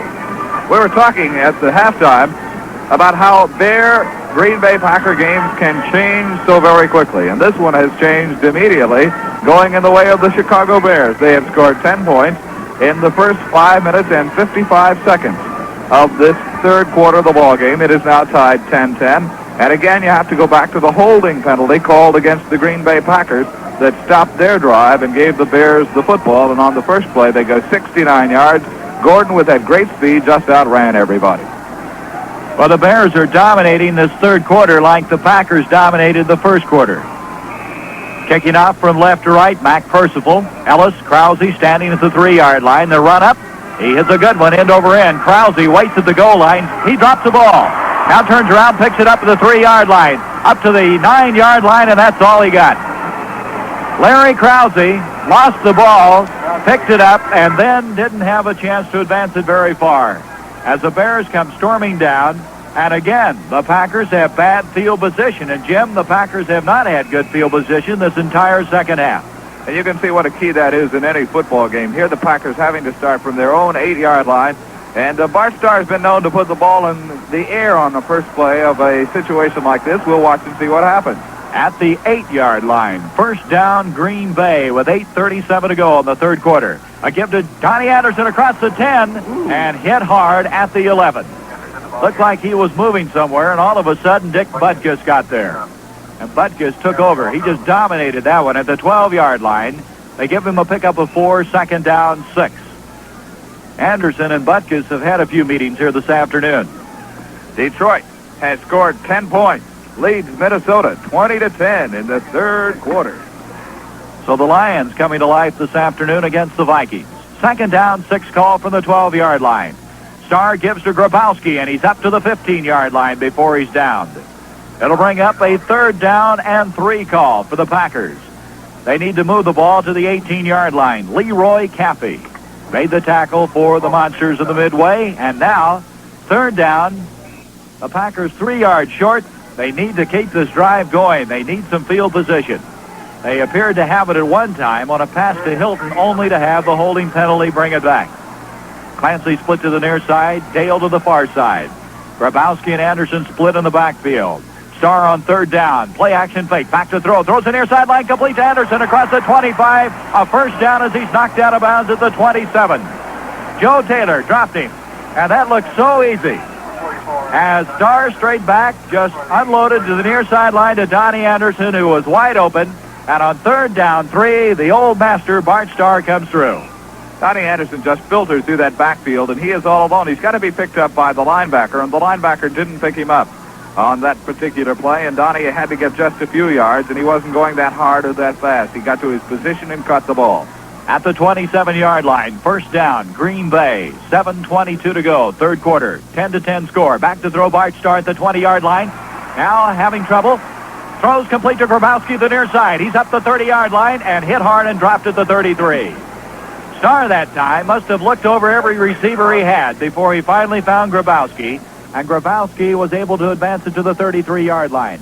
Obradovich, Butkus, and Holman, all 3 there to make the tackle. A pickup on the play of 5 yards, second down 5.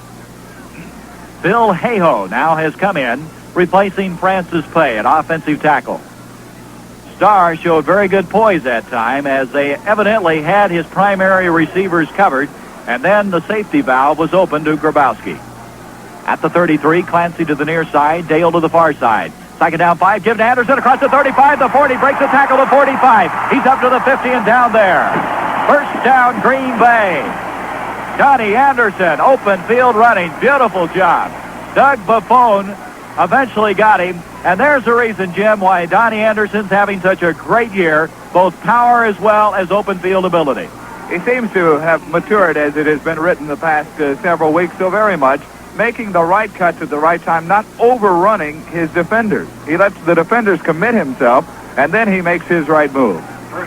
Also, Forrest Gregg now is in at one of the offensive tackles for the Packers. First down, just across the 50-yard line in Bear territory. Bart Starr straight back to throw at the 40-yard line. Sets up, throws complete to Grabowski at the 45, and he's dropped immediately. At the 45-yard line, Dick Butkus, not only did he make the tackle, he took the blocker, Malcolm Walker, with him.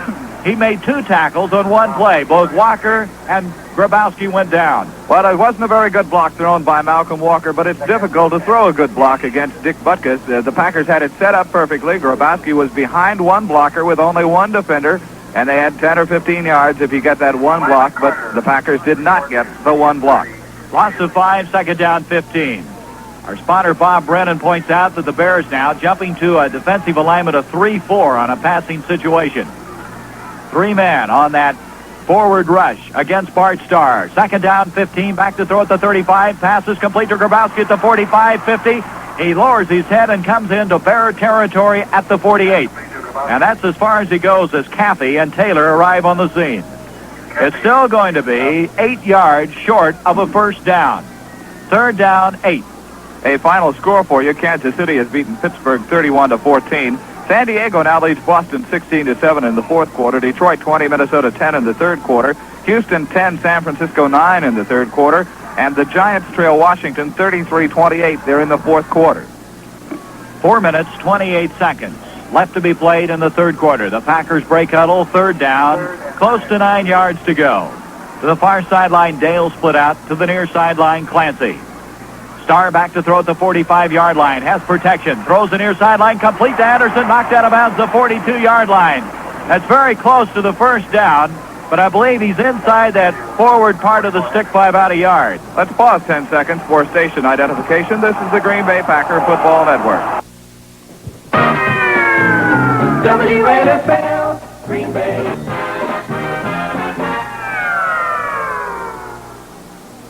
They did not make it. It's fourth down, a long yard to go.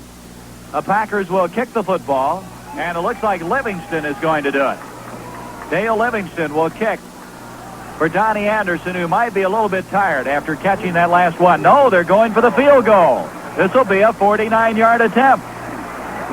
Livingston will attempt it from 49 yards out. Start a hold.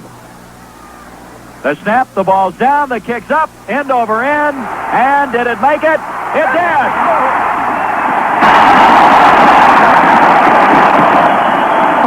A 49-yard field goal by Dale Livingston, and the Packers take a 13-10 lead. This is the Green Bay Packer Football Network. You know, probably the only time you think about motor oil is when your Enco retailer shows you the dipstick and then tells you that you're a quart low. Yet that easily forgotten motor oil is being asked to do a tremendously efficient job of protecting your engine. Now, it's got to flow easily and freely, even when it's ice cold. It's got to be tough and full-bodied, even after it's heated to a sizzling 450 degrees. And it's got to keep doing this for thousands and thousands of miles. No wonder some motor oils just can't keep up this full-time protection from oil change to oil change. But Uniflow can. Humble's Uniflow motor oil won't lose a drop of protective power over 6,000 miles of typical driving. It's the perfect motor oil for people who forget to change motor oil. Uniflow, only at your Enco retailers. Well, maybe these long field goals of the last few weeks are becoming contagious for the Green Bay Packers because a field goal by Dale Livingston, 49 yards. And if the Packers ever needed a cheerleader, Gary, they've got one in Kuchenberg. He is just all over the place at patting people on the back and cheering everyone on. Livingston, what a job. A 49-yarder now kicking off. And hits it well, end over end. And Cecil Turner has it. 10, 15, and he's hit hard there. Kuchenberg. Rudy Kuchenberg didn't hit him. He just murdered him at the 15-yard line. Turner now getting up. He was hit so hard he caught the ball once. It got away from him for a moment. Kuchenberg is getting a standing ovation. Listen. He's a one-man kickoff team. I've never seen anybody with such enthusiasm. At the 16-yard line, Cecil Turner handled the ball for the first time, and he probably wishes he hadn't made the trip north. At the 16, Concannon, now trailing 13-10, takes over to set it up. Quick pitch to Montgomery. He's up the 15, the 20, lowers his head, and fights off tacklers across the 25 to the 27. Close to a first down. Ken Ellis eventually wrestled him down, as Montgomery, showing a lot of steam that time, advances the ball for a first down for the Bears. So the Bears come right back after seeing a 49-yard field goal by Livingston find the mark. You know, Jim, that was so interesting. We thought for a moment he was going to punt the ball, and as an end result, Livingston kicked it. As Bingston earlier had elected not to go from those distances, you might remember in San Francisco, but now it paid off this afternoon. At the 27-yard line, first down for Chicago. Concannon back to throw at the 18-yard line. He's going for the bomb. Down there is Farmer. It's up and incomplete. Bob Jeter broke it up. Jeter at the 35-yard line timed it perfectly. He went up. He actually had a better shot at the ball than did George Farmer. But Farmer was in the vicinity, and you had to hold your breath. Concannon, after hitting a bomb of 69 yards to Gordon, trying this time to hit Farmer on a similar situation. Second down, 10 at the 27.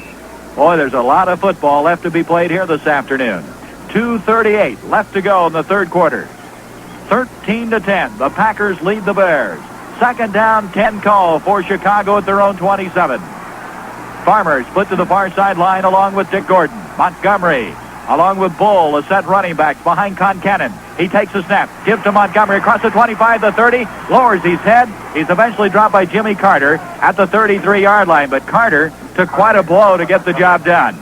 Montgomery, a big, hard-nosed type guy out of TCU, and this young man has a lot of size, 6'3", 220. And he runs with a lot of determination. It'll be 3rd down 5. The ball at the 33-yard line. Concannon unofficially has completed 31.5% of his passes, as he has hit 6 of 19 for 127 yards. The big one, the 69-yard touchdown toss. 3rd down 5. Less than 2 minutes to go in the third quarter. Concannon a long count. Sets up to throw at the 15-yard line. He throws up the middle. Going down there is Gordon, and it's incomplete. Bob Jeter coming over. Had a hand on the ball, but he couldn't hang on. And that's the second one today that Jeter has come very close to intercepting. Well, it was extremely well played by Bob Jeter. The difficult part of the play, Gary, is the fact that Jeter has to get around Gordon and get in front of him without bumping him. And Bobby did a good job of that, broke the pass play up. That's the most important thing that he has to do on the play. He broke it up and then tried to make the interception, but just could not hold on to it. Then for Chicago is 2 third down tries here in the third quarter, unable to convert any of them. The interesting thing on that, Jim, it appeared as though Concannon just threw it to a spot and let Gordon run to it, as Gordon, with that great speed of his, was really moving in a hurry.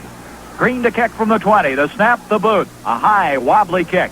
Fair catch called for by Willie Wood. He makes it at the 30-yard line. And that's where the Packers set it up 70 yards away with 1 minute, 41 seconds left to go in the third quarter. The Packers leading 13-10 on the strength of a 49-yard field goal by Livingston. The crowd fired up here on a cool day in Lambeau Field. Temperature at kickoff 30 degrees, but a very pretty day from the standpoint of very few clouds in the sky and a capacity crowd of 56,000 plus. Clancy to the near side, to the far side split out as Carroll Dale. At the 30-yard line, Bart Starr takes a snap, gives off to Donnie Anderson, and he lowers his head for 3 yards to the 33.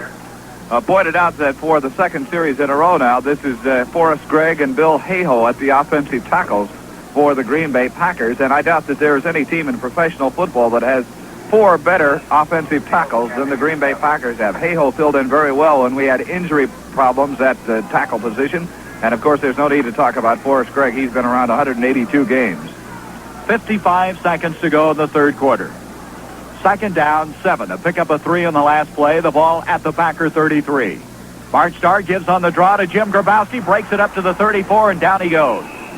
Grabowski almost got to the outside, but not quite, as Bill Staley flying over, and number 51, Dick Budges. So it brings up 3rd down and 6 yards to go. A pickup of 1 to the 34-yard line. And back at the 20, Bart Starr talks things over with the green and gold. The Packers buoyed momentarily by that 49-yard field goal, a thing of beauty by Dale Livingston. Livingston, as we said, worked on getting his field goal kicks away quicker this week, and evidently it's paid dividends as he's kicked 2 field goals this afternoon, one of 18 and one of 49 yards. Back to throw, Bart Starr at the 25-yard line. He is hit and dropped there.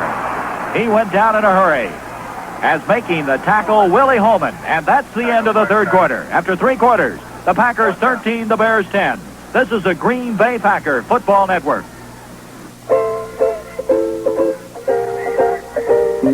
I wanna feel free.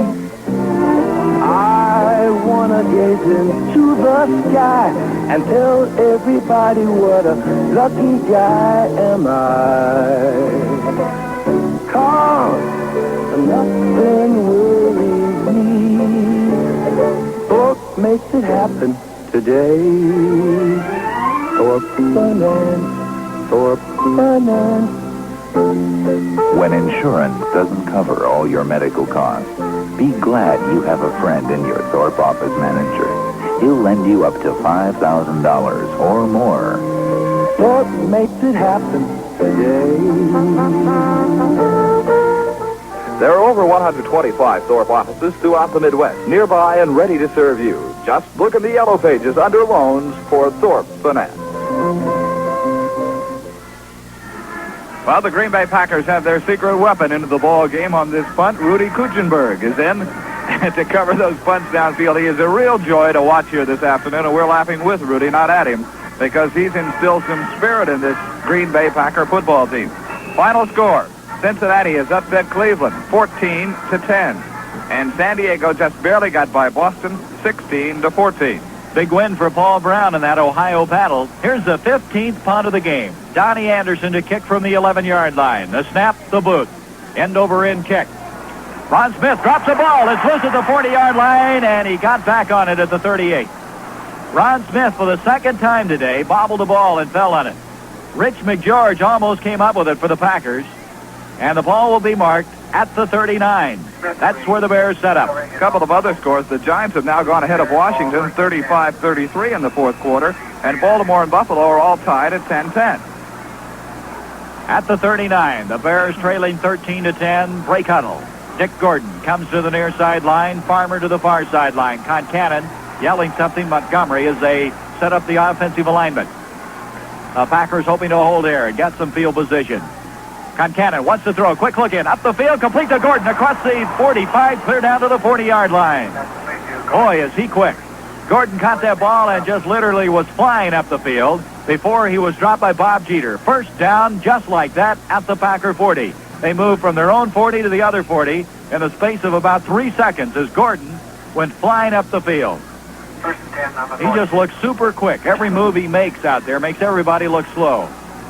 At the 40-yard line, the Bears have it first down. Far sideline. Farmer split out. Gordon to the near sideline. Concannon with a long count at the line of scrimmage. Takes the snap. Sprints to the far sideline. Wanting to throw. He throws down there, and it is incomplete. The intended receiver, Farmer, fell down at the 22-yard line. Willie Wood could not get to the ball, or rather Ken Ellis, as it was thrown away from him. That'll bring it back, second down 10, as Concannon that time on a sprint out, trying to throw to the far sideline. Farmer, trying to make a big move on Ellis, just lost his footing. At the 40, second down 10. The clock stopped with 13:46 to go in the fourth quarter. 13-10. The Packers lead the Bears. Earlier this year, the two tied 6-6 in a preseason game. Two receivers split to the far side of the field. Concannon gives off now to Montgomery, trying to turn the near side, breaks the tackle across the 40, 35, and hammers his way down to the 30-yard line. Bob Brown almost caught him from behind, and then Willie Wood drops him close to the first down at the 31-yard line. Bob Brown made an effort at him at the 45-yard line, Gary. That would have been a very big play for the Green Bay Packers, because the Chicago Bears right now, with the drive still going, are very much within the range of Mac Percival and the field goal. And oddly enough, the wind that had been blowing against the Bears right now seems to be very slight in their favor. Ray Ogden checks in at tight end on a short yardage situation. Two tight ends in. They're third down, a yard away from a first down. They need to move the ball to inside the 30-yard line there at the 31. Concannon has everybody in tight. Now he's going to try to throw it. He dumps it over the middle. It is incomplete. The intended receiver was the man who just checked in, Ogden. Bob Jeter had a chance at the ball, but could not get back in time. But what an interesting call on third down 1. Not only that, but Concannon had a receiver wide open up the field, 5 yards, Rich Cody. They sent both tight ends out on the same pattern, flooded the zone, and Concannon threw it to the wrong man, because he had a man wide open who could have cut the ball at about the 15-yard line. You have to give credit to the defensive front four. They had their hands up. I doubt Concannon could see too well. A 38-yard field goal attempt coming up by Percival. Holding is Concannon. The ball's down. The kick's on the way. And over in. It's got height. It's got distance. It's good. And it's tied up for the second time this afternoon. With 13:30. The score is 13-13. This is the Green Bay Packer Football Network.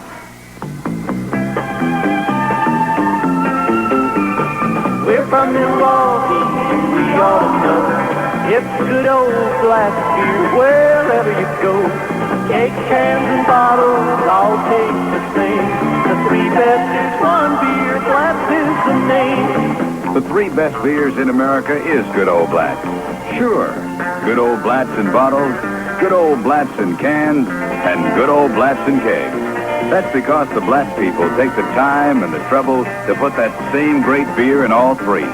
You can taste the quality that made Blatz Milwaukee's finest beer for over 100 years. Like they say in the song... Cake, cans, and bottles all taste the same. The three best is one beer, Blatz is the name. Pass the word. Good old Blatz is best. From the Good Old Blatz Brewing Company, division of G. Heileman Brewing Company. So the Chicago Bears have come right back, and with 13 minutes, 30 seconds left in this ball game, it is 13-13. And the Green Bay Packers, with a good defensive effort, stopped the drive of Chicago, kept them from getting that touchdown that would have sent them ahead. But now the Packers will have to come from behind again. Percival, who just booted a 38-yarder, will kick off from right to left. Krause, Ellis stand at the goal line. 13:30 remaining. The run up on the ball, and he hits a high end-over-end kick. A little bit short. Ellis takes it to the 10, 15, 20, and he's hit straight up in the air and comes down at the 23-yard line. Rich Cody was the guy that sent him straight up in the air. And at the 22-yard line, where they marked the ball, the Packers take over. They now have, we thought, the wind to their back, but as we look around, as Jim mentioned, the wind a little bit difficult to gauge right now, as we sat in this completely circular facility. We'll say it's a swirling wind. At the 22-yard line, first down, to the near sideline, Dale, far sideline, Jack Clancy. Bart Starr gives off to Anderson. A reverse end around to Carroll Dale. He's up to the 22. He goes out of bounds for a yard gain at the 23. As the Bears may have been looking for something. They were able to string out their defense most effectively on an end around that Carroll Dale took on a reverse action for a gain of 1. Most interesting block on the play was Bart Starr against Ed O'Bradovich. That's the bad part about a play like that. Unfortunately, those things seem to work better against us than for us. The Packers did not run it extremely well that time. Somebody asked Phil Bingston if he expected to see any high school plays against him this year, or this week after last week against the Colts. Well, he went back to a little wrinkle himself here this afternoon, but only netted 1 yard. At the 23-yard line, second down 9. Back to throw Starr. Sets up the screen. Complete to Grabowski. He slips and falls, and he's down to the 20-yard line. Dick Butkus was over there to be sure he didn't advance it further. Grabowski just caught his 9th pass of the afternoon. He now has a total of 47 yards. The ball actually marked inside the 20-yard line. As the Packers not able to move the ball now, they have third down and 12 yards to go. The Bears doing quite a job of reading this wide open attack here on the last 2 plays. Ed O'Bradovich checks out, and Ross Brubacher has come in. So they have again 4 linebackers in and 3 to rush the passer up front. Inside the 20-yard line. Back to throw. Bart Starr at the 10-yard line. Protection breaking down. He's scrambling, and he's thrown for a loss back at the 14-yard line. Willie Holman got him. But further up the field, Bill Staley was chasing him and actually glanced off of him as he was turning to the near sideline. But it was Holman that was credited with a tackle, and now at the 14-yard line, fourth down and close to 20 yards to go. The Packers not doing a thing on this series. Will have to get rid of the ball and will not have good field position. Ron Smith and Gary Lyle go back for the anticipated kick as Donnie Anderson will kick from the goal line.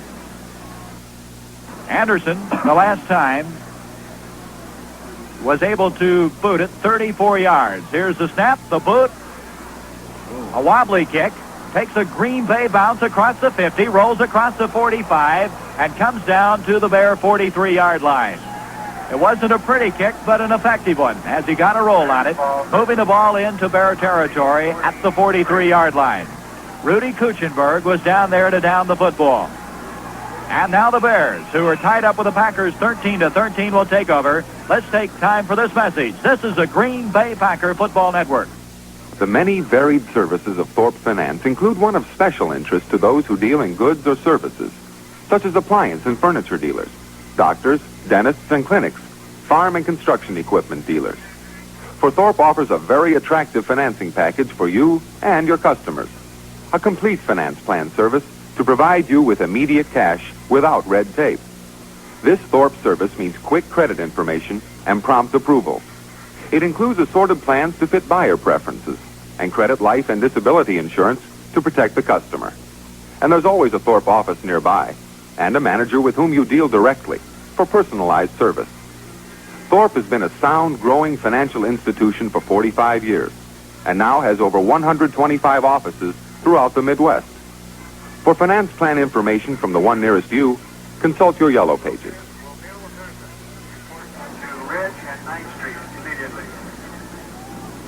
Now it becomes the job of the Green Bay Packer defensive unit to stop the Chicago Bears. The ball in good field position for Chicago at their own 42-yard line, and 11 and a half minutes left in the ball game. 13-13 as the Bears set it up. Far sideline, Gordon and Farmer split out. Cotton Cannon, who's gone all the way at quarterback, sets it up, takes the snap, gives off to Montgomery. He's dropped from behind by Bob Brown, but stays on his feet across the 45 to the 46. Montgomery is such a strong guy that you can't arm tackle him. Brown caught him, tripped him up, but his forward progress still advanced the ball for a 4-yard pickup. Second down, 6. Make it 3 yards. Second down, 7 as they mark it across the 45 to the 46. As Montgomery, a fullback type. This is what the Bears have now since the injury to people like Sayers and Bainham. They have the fullback type runners in Bull and Montgomery, but they have done a very creditable job. Second down, 7 from their own 46, the Bears. Concannon with a snap, back to throw, sets up at the 37, scrambling out of the pocket, rolling the far sideline. He throws on the run. Gordon's down there. He's got it. He's down the 15 and knocked out of bounds at the 12-yard line. On the far sideline, Bob Jeter went for the interception. Couldn't get it. And then further up the field, Doug Hart caught up with Dick Gordon at the 12-yard line. Well, one of the reasons that Bob Jeter did go for the interception, he knew he had protection in the form of Doug Hart. And he had a pretty good shot at that interception because Concannon throwing on the run, in all likelihood, can't get that much on the ball, but he threw it pretty well and right to Gordon. And that Gordon just gives you all kinds of problems. The Packers had gone to double coverage on him, Gary, and he still was able to catch that football. We said it before, but he is most impressive. Gordon doing another good job. 42-yard completion sets it up at the Packer 12-yard line. Concannon can throw well on the sprint out. A give to Montgomery. He's down to the 10-9, possibly the 8-yard line. Montgomery hitting off the right-hand side. The interior of the Packer defense, led by Clarence Williams and Bob Brown, make the stop. They mark it at the 9-yard line. It'll bring up second down and 7. They'll pick up a 3. They can actually pick up a first and goal at the 2-yard line.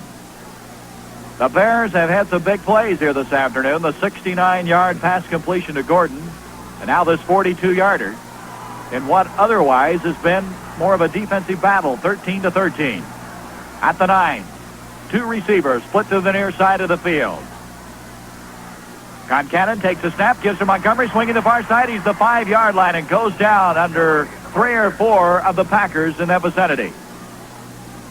Leading the charge defensively, Ray Nitschke. They'll mark the ball at the 6-yard line, where it'll be third down. So far this afternoon, Concannon has completed only 1/3 of his passes, 8 out of 24, for 191 yards, and that's a lot of yards to get for just 8 pass completions. But now the Bears have an injury, and hobbling off the field for Chicago is Howard Mudd, and he has been replaced, and the Bears are going to be forced to take time out. This is the Green Bay Packer Football Network.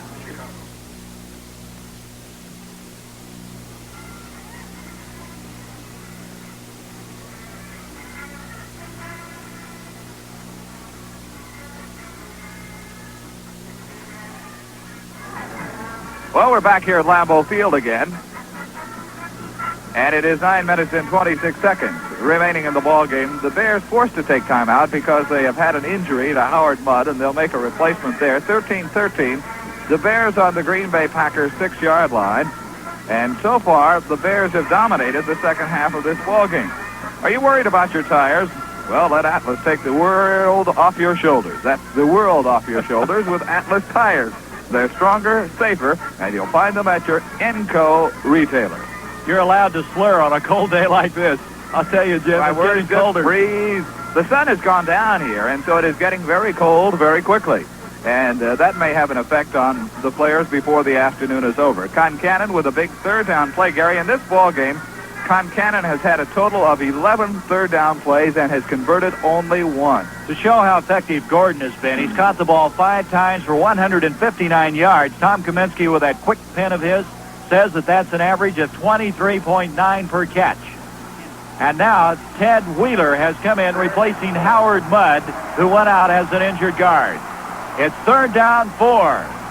Third down 4 at the 6-yard line of the Packers. The Bears takes the snap. Concannon back to throw at the 15-yard line. Sets up, throws. It's incomplete. Farmer, the intended receiver, made a diving try but couldn't come up with it. Bob Jeter defending for the Packers.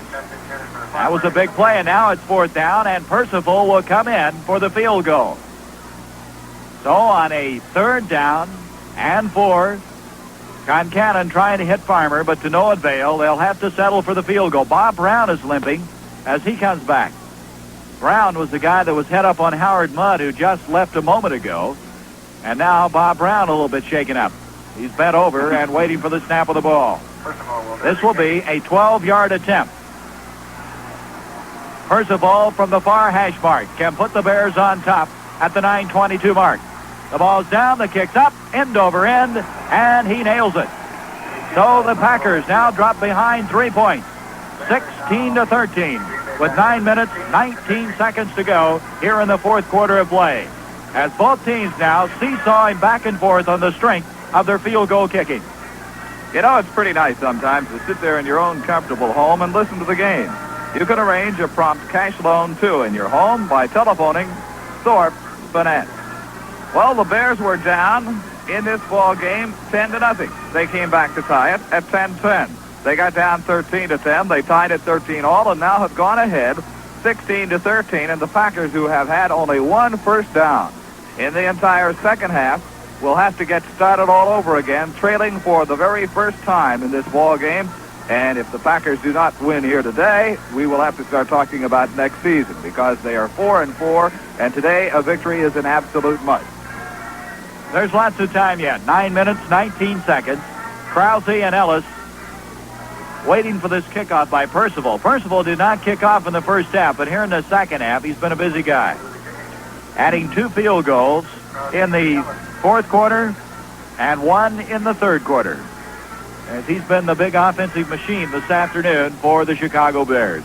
And he has had 100-point years for the Bears, so this is no fluke. He's a good one.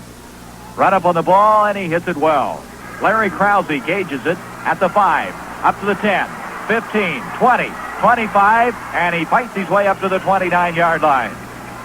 So Krause sets it up with the 29-yard line for the Packers, as Ralph Couric, the Wisconsin graduate, made the stop for the Chicago Bears. 9 minutes, 6 seconds, the clock running. The ball at the Packer 29-yard line, and the crowd now hoping for an offensive explosion by Green Bay. Dale comes to the near sideline. Far sideline split out as Jack Clancy. Grabowski and Anderson split in the backfield behind Bart Starr, who's gone all the way this afternoon. He gets off to Grabowski, trying to turn the far side. He's hemmed in, breaks a tackle, comes up the 30, and knocked out of bounds there. Dick Butkus drilled him out. But further up the field, real penetration was made by Leroy Caffey. Caffey had a block that he was fighting off and made Grabowski swing wider than he would have liked to, and holds him to a yard gain. 2nd down, 9. Clock stopped as he went out of bounds with 8:43 showing. 16-13. The Bears have taken the advantage for the first time this afternoon over the Packers on that 12-yard field goal by Percival. Bart Starr sets up to throw at the 20-yard line.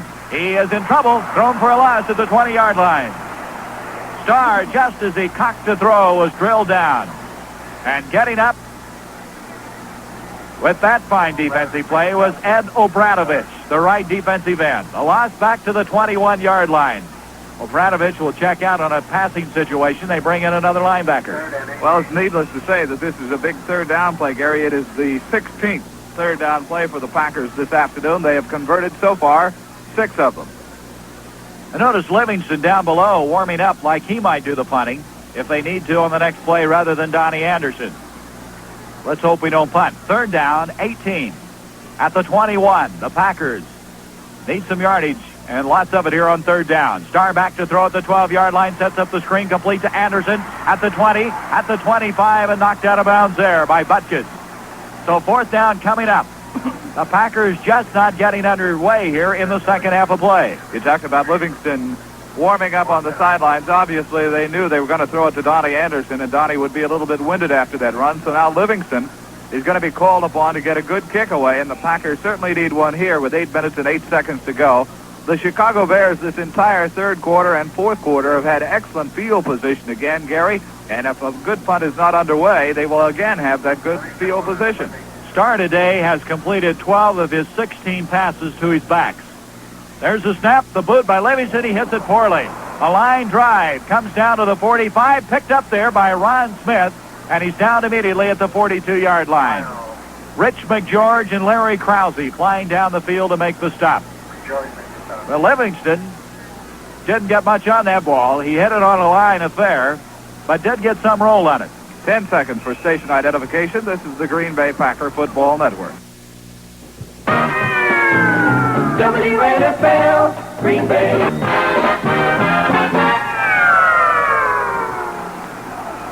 At the 43-yard line after a 38-yard kick by Livingston, the Bears have it first down. Concannon with two receivers, split to the far side of the field, sets up to throw. Back at the 30-yard line, the screen to Montgomery at the 25. He's up to the 40 and dropped the 43 on a fine open field tackle by Mike McCoy. Mike McCoy spun him around and dropped him. Now further up the field, there appears to be some difficulty between Doug Hart and Dick Gordon. They threw the flag right at the feet where Gordon and Doug Hart both went down, and now they are conferring the officials. That was a great play by Mike McCoy, who smelled out the screen and slid sideways and had good position to make the tackle. And now the officials are discussing exactly what they are going to call on this play, and Doug Hart seems to be a little bit upset about it all. The flag is thrown at the 40-yard line, and the official is going to pick up that ball, and he is going up to that point of the field. Well, it is against the Green Bay Packers, and the call appears to be unsportsmanlike conduct. Is that it, a personal foul against the Packers? Anyway, it's setting the ball up at the 42-yard line as Hart, along with Gordon, had a confrontation at the 40, and evidently Hart holding up Gordon illegally, and now the Bears are in Packer territory at the 42. Back to throw. Concannon, quick look in, is complete to Rich Cody, and Cody brings it down to the 31-yard line. So right over the middle they go, and Ray Nitschke makes the stop. And the Bears now are moving very close to field goal range, and of course they're thinking right now in terms of touchdown. They're going to have to measure as Cody very close to the first down on that quick pass over the middle. The ball resting just short of the 31-yard line. 7 minutes, 11 seconds to go in the game. You know, there's only one thing you can do if you run out of Blatz, and that's punt. Good old Blatz is best in bottles, cans, or tap. A triple treat to any thirst. Well, the Vikings have regained the lead over the Lions, 24-20 in the third quarter. Now at the 31-yard line, the Bears have the first down after the measurement produced it by inches, as Gordon and Farmer split to the near sideline. Concannon gives it off to Montgomery. He's up to the 30-yard line and piled up there. Ross Montgomery trying to hit off the right-hand side, picking up at the best 2 yards. Some more scores for you. In the fourth quarter, San Francisco 23, Houston 13. Baltimore leads Buffalo only 17-14 in the fourth quarter. A final, the Giants came from behind, defeated Washington 35-33. And as Gary said, in the fourth quarter now, Minnesota leading Detroit 24-20. The ball is marked just short of the 30-yard line. They give him 1 yard on the play. Second.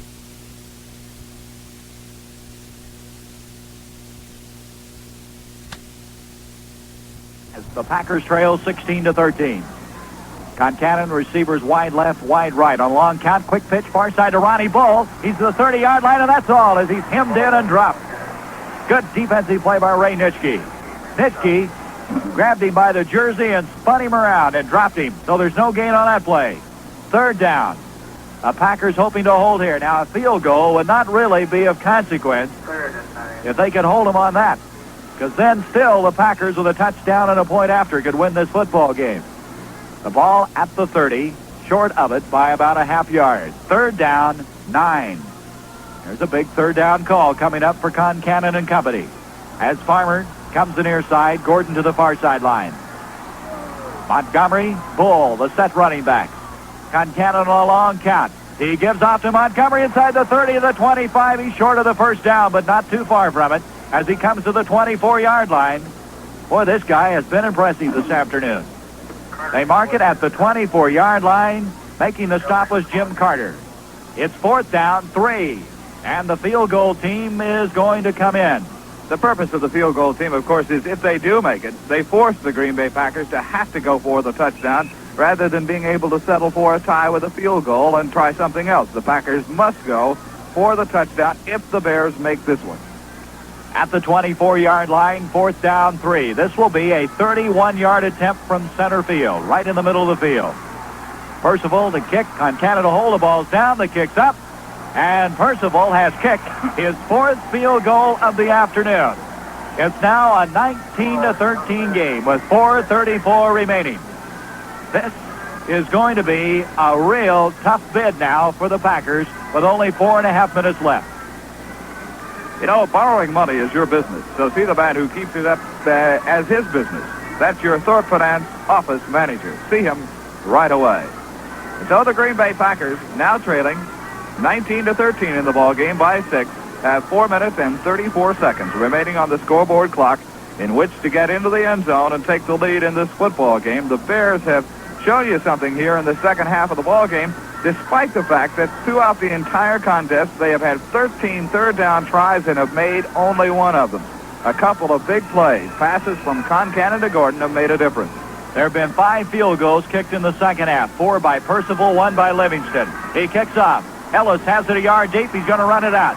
10 to 15. He's up to the 20, and he's able to move it out to the 23-yard line. Well, the Packers not getting a lot of return yardage on the kickoff. The Bears have covered it very well. Brubacher gets up along with Couric. And at the 23-yard line, they're credited with a tackle.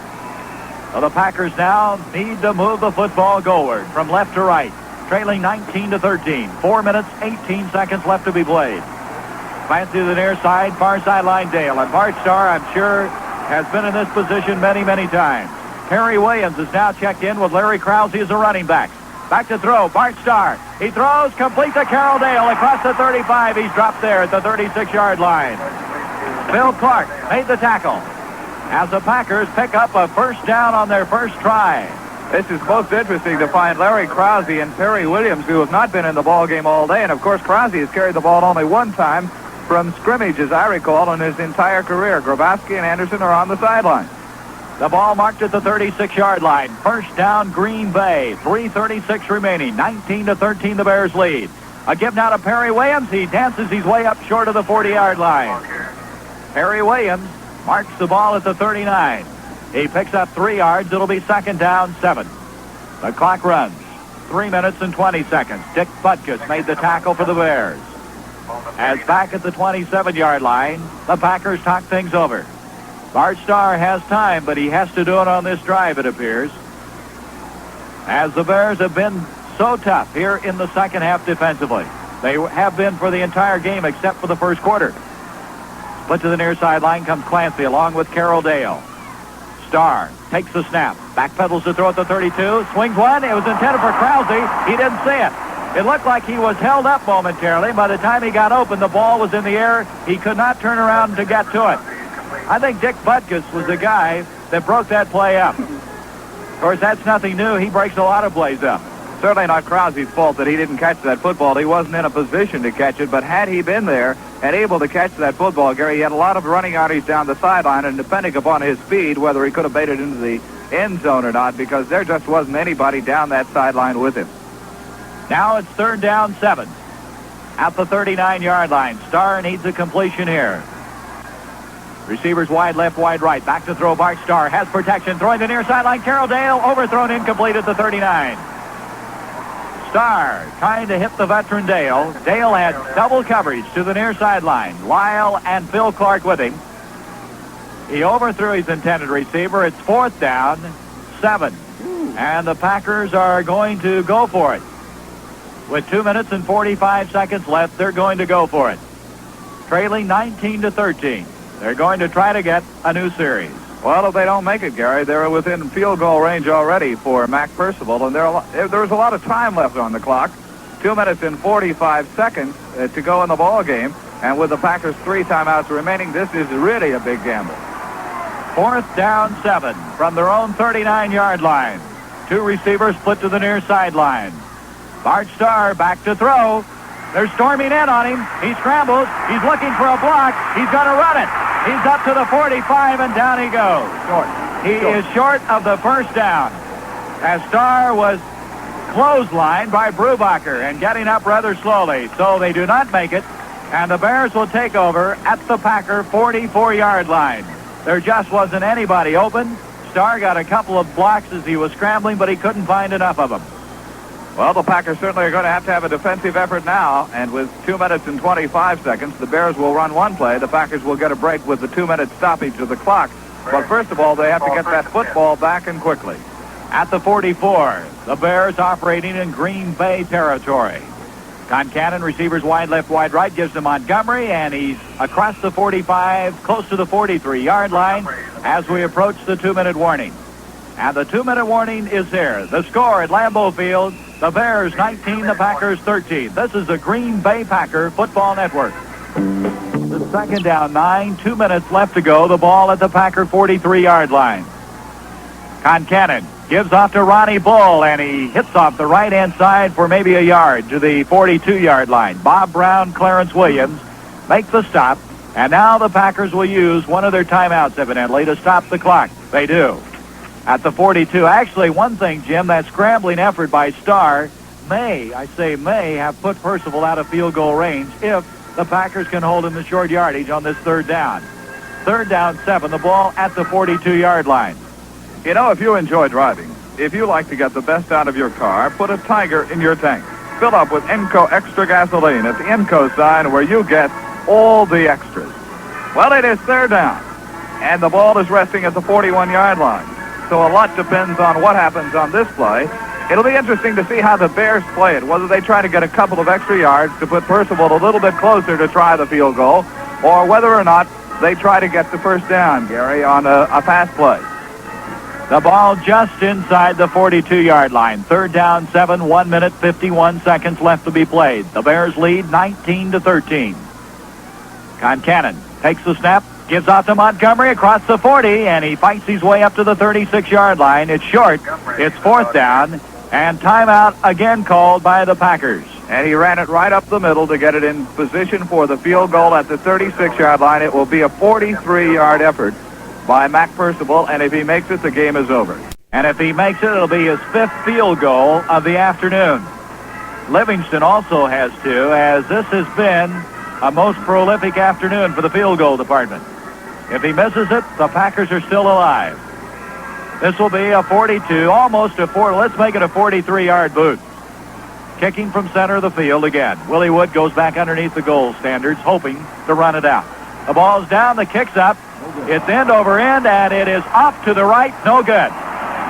So with 1 minute and 40 seconds left, the Packers are 80 yards away from touchdown. Gary, that is the worst kick he's had all afternoon.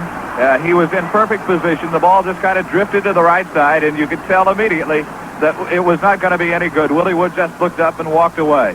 And so now the Packers have 1 minute and 40 seconds, but more importantly, they have only one timeout remaining. And you can look for Bart Starr to be calling double plays in the huddle. We'll check to see who those running backs are. It appears to be Donnie Anderson for one, and at least Donnie ought to be rested. He was not in on the previous series in which the Packers were unable to get the first down. Along with the double plays that you mentioned, I would imagine we'll see a lot of sideline patterns. Krause and Williams again. Yes, sir, it is. Krause and Williams in the backfield. The ball at the 20-yard line. Starr immediately back to throw at the 10-yard line. Sets up. He throws the ball, and it is caught by Carroll Dale before he goes out of bounds. He caught it at the 39-yard line. For a moment, we thought they weren't going to give it to him. But Dale did a remarkable job staying in bounds. The disturbing thing about the pass play, Gary, is the pass was not thrown hard. Bart had to kind of throw it with all the energy that he had, and it just didn't have any zip on it. And Carroll had to stand there and wait, and you hold your breath in hoping that defensive back doesn't step in front and intercept. You know, statistics point, Jim, that Bart does not have strength yet in that arm because he's thrown so much to his backs, and that would indicate that. And on that play, as you mentioned, the ball didn't have a lot on it, but it got there. Starr back to throw again. Up the middle, it's incomplete, intended for Larry Krause at the midfield stripe. Krause had a hand on it, but Doug Buffone collided with him, and the ball was jarred loose. So Starr trying to hit Krause up the middle. Stops the clock with 1 minute 30. Second down, 10, the ball at the Packer 38-yard line. 19-13. The Bears lead the Packers. And Green Bay trying to make a come-from-behind bid. This is going to be a storybook finish if they can do it. Brubacher now comes in defensively on an apparent passing situation. Second down, 10. The far sideline split out. Dale, the near sideline. Jack Clancy, star, backpedals to throw at the 30-yard line. Steps up in the pocket. He throws up the field. It is complete to Hilton, the 40, the 35. He's knocked down at the 34-yard line. Butch Davis dropped him. Another first down for the Packers. The clock shows 1 minute and 20 seconds. John was desperately trying to get to this sideline so he could run down the sideline. If he saw he was going to be tackled, he could get out of bounds. And now Bart has had to use that final timeout, Gary. The Packers have no timeouts remaining, but they do have 1 minute and 20 seconds to go. Now we're within range where you can throw the bomb all the way into the end zone if you have to, because it's only 33 yards away. And that was a good move by John Hilton. He came down across the middle, was wide open, then caught the ball, tried to get to that sidelines, and was just barely tripped up. Had he gotten around that one man, he probably could have gotten down to about the 25 and gotten out of bounds and stopped that clock. But unfortunately, he wasn't able to do so. But the Packers are still alive. And it will be a long time, I think, before people stop wondering why Donnie Anderson and Jim Grabowski, or perhaps Perry Williams, not in that backfield, because they have been out the last two series, and for the Packers, the most crucial two series of this ball game. You know what gave Starr so much more time was his ability to step up in the pocket, as he was able to avoid the looping linemen that were coming around and gave himself those precious seconds he needed. And then he stepped up and fired it to Hilton, and Hilton made another fine catch. He's a big target. Seems like when Hilton goes after the ball, he's about 3 times larger than everybody else. And as you said, he tried to get out of bounds, but could not. And at the 33-yard line, 1 minute 20 to go. First down for the Packers in Bear territory. Receivers wide left, wide right. Krause and Williams, still the running back. Starr back to throw at the 40-yard line. He's throwing at the middle, complete to Krause. He dropped at the 22-yard line. Dick Butkus dropped him, but Krause hung on. It was a tough catch to make. First down, the clock running, 1 minute 8 seconds to go. At the 22-yard line, the Packers want to set it up. The Bears are stalling to get back in their defensive alignment. The clock now shows 59 seconds. Starr back to throw again. He throws up the middle. It's incomplete. Perry Williams, the intended receiver at the 10-yard line. It was thrown behind him. He tried to reach back but couldn't come up with it. Well, it's probably a pretty good break that he didn't catch the football, because Perry had no chance to get into the end zone. He would have been down to about the 10-yard line, but he would have been stopped there, and the clock would have remained running. It is now stopped with 54 seconds, and the Packers at the 22-yard line have at least 3 more tries at it. The Bears just simply strolled back like it was a nice, pleasant Sunday afternoon. They weren't cold at all, and they wouldn't get back to that line of scrimmage. And if they do that again, I'm sure the official will stop the clock. It's second down 10 at the 22-yard line of the Bears. 54 seconds left to go. Starr back to throw at the 30-yard line. Has protection. Far side complete to Perry Williams at 20. He breaks it down to the 16-yard line. There are no timeouts remaining as Butkus makes the stop. The Packers are trying to huddle up and clear back here as Seals. He's just lumbering back slowly to the line of scrimmage. So is Bill Staley. 35 seconds, the clock running.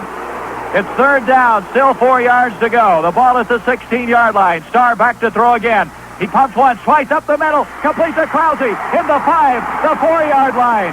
23 seconds to go. Butch Davis made the stop. The Bears are not getting back to the defensive line. 17, 16, 15, 14, 13, 12, 11, 10. Starr wanting to throw. It's incomplete and stops the clock with 7 seconds. Gary, the Bears have got to be offside on that play, because the Bears were standing right over the ball. They had their back to the play, and it is going to be offside Chicago and move the ball down to the 5-yard line. Now, what that does, of course, is stop the clock and move the Packers within 5 yards of the goal line. 7 seconds to go, and the Packers 6 points down. Listen.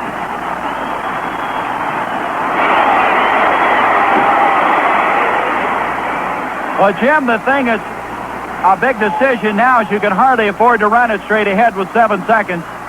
And yet, 3 yards. I don't know. What do you do?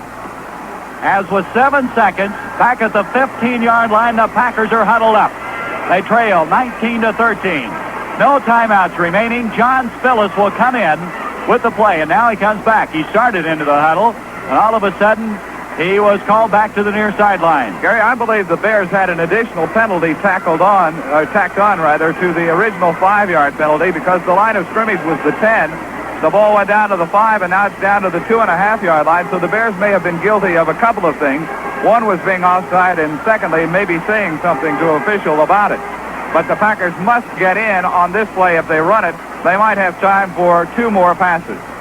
Bill Staley is the worst, I think, of the whole group as far as the Bears are concerned. He looks like he has a broken leg every time he's trying to get back to the line of scrimmage. He just doesn't get back. He's one of the greatest thespians I've ever seen, a great actor, as he tries to take all the time, and finally, the officials called him for it, being offside. Well, what a big play this is going to be. 7 seconds left to go. A capacity crowd, and most of them on their feet. In fact, I think they're all on their feet. As it's 19-13. The Bears lead the Packers. The Packers hoping somehow to get it across, and here they come. Put to the near sideline, Carroll Dale. Larry Krause, Perry Williams, the running backs. Bart Starr with 7 seconds. Takes a snap. Play action fake. Running near side. He's got to run in. Touchdown!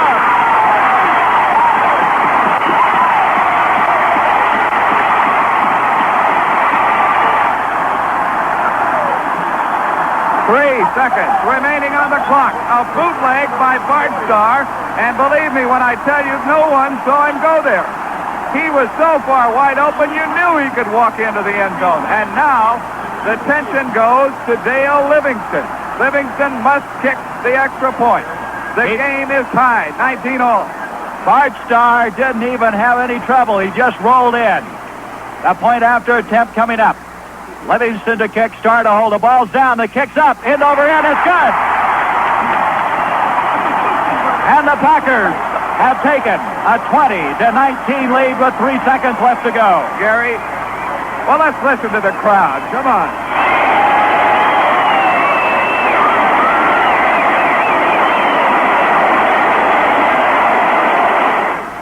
It has just been pointed out that this is the last home game of the Green Bay Packers, and that could very well be the last play run by Bart Starr in Lambeau Field. And if it is, there are going to be a few people remember this for a long, long time. But now we have to kick it to the Bears. Somebody was saying the same end that Starr scored against the Cowboys in that sub-zero weather. They won it against them, and he's had some moments here in Lambeau Field. In fact, they say it's the same place.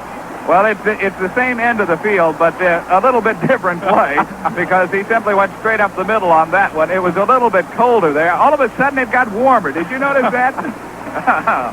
Livingston will kick off. He had a pressure-packed point after, but he got it. He runs up with 3 seconds. He has the ball laying down. He hits the squib kick.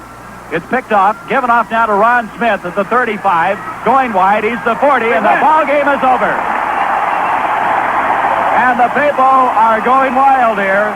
The Packers on a great come-from-behind victory. The final score in Lambeau Field, the Green Bay Packers 20, the Chicago Bears 19. This is the Green Bay Packer Football Network. I wanna feel free. I wanna gaze into the sky and tell everybody what a lucky guy am I. 'Cause nothing worries me. Thorpe makes it happen today. Thorpe Finance. Thorpe Finance. If your income lags behind your outgo for bills, borrow from Thorpe to pay them all off. On Thorpe's economical terms, you'll start keeping a good piece of every paycheck. Thorpe makes it happen today. There are over 125 Thorpe offices throughout the Midwest, nearby and ready to serve you. Just look in the yellow pages under loans for Thorpe Finance. Well, the legend of quarterback Bart Starr of the Green Bay Packers just took another step forward here this afternoon with 3 seconds left to go in the ball game. No timeout. Bart Starr got into the end zone. The play started with 7 seconds to go. No timeouts from the 3-yard line. Starr called the bootleg play to the right, fooled the Bears completely, waltzed into the end zone with no problem at all. Nobody touched him.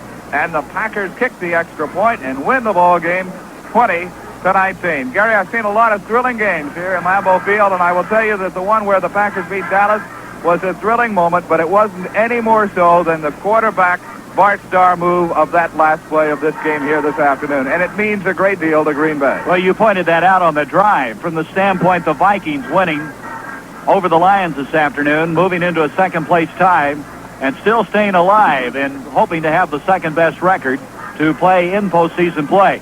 Jim, I think one thing will be very interesting when we go to the dressing room after this game is to ask Bart whether he was going to throw the ball or not. It looked like as he was sprinting out, he might be looking to throw, but then it was so wide open, he just scampered in. Gary, I think what you'll find his answer will be that if someone had come up in order to try to tackle him and he felt that he couldn't get in, he would have grounded that ball, thrown it away out of the end zone, so the Packers would have had one more opportunity at least with the football.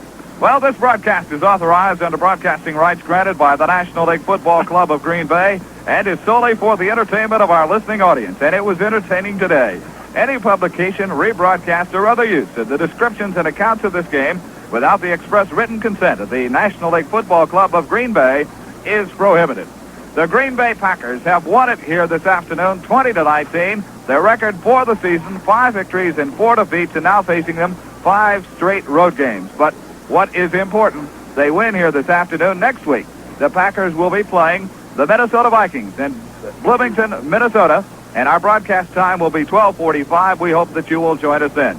Now, this is Jim Irwin speaking for Gary Bender. Final score again, the Packers 20, the Chicago Bears 19. This is the Green Bay Packer Football Network. Green Bay Packer football was brought to you by Thorpe Finance. With over 125 offices serving the Midwest, Thorpe has been making personal, farm, and commercial loans of up to $5,000 or more since 1925. By Blatz, the word is good old Blatz is best. All the flavor that made Blatz Milwaukee's finest beer for over 100 years. And by Humble Oil and Refining Company and your nearby Enco dealer, where you get all the extras.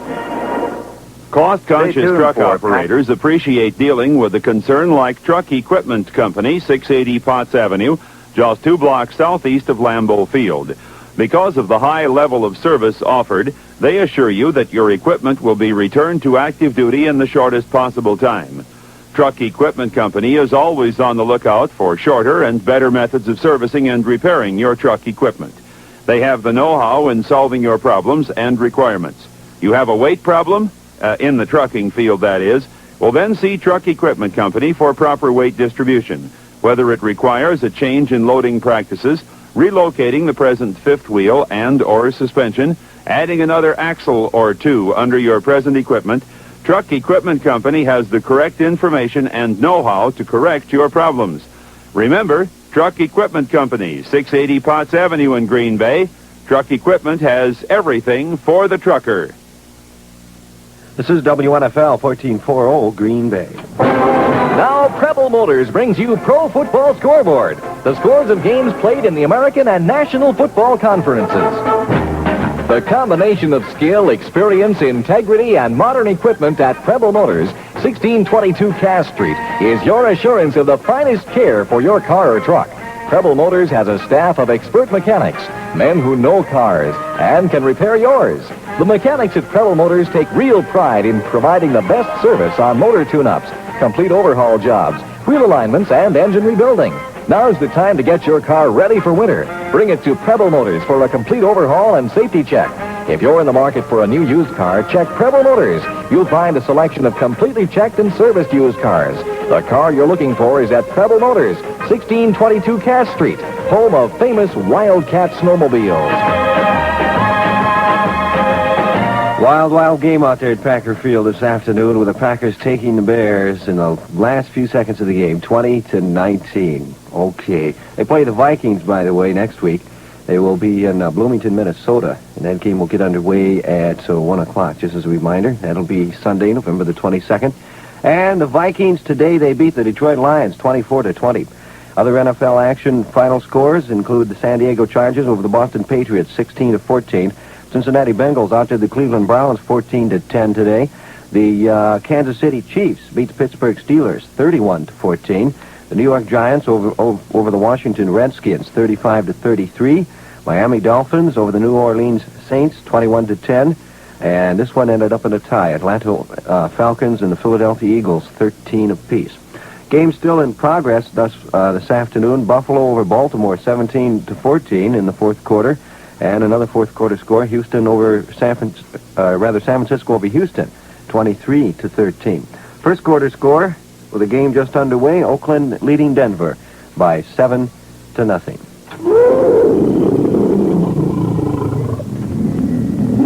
Get a cat by the tail with the amazing Wildcat snowmobile from Preble Motors. The Wildcat. Sinewy, lithe, muscular, incredibly durable at the highest speeds over the most rugged terrain. You'll thrill to the Wildcat's driving power. Not just one drive sprocket, but two.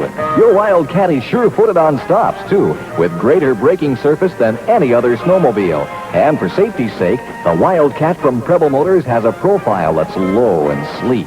It hugs the ground like a stalking cat. It keeps its cool even when driven by the most daredevil crew. You'll delight in its golden good looks. The shock-proof, shatter-proof hood is sparkling gold flake. The wraparound bumper is chrome-plated. The passenger handlebar chrome-plated.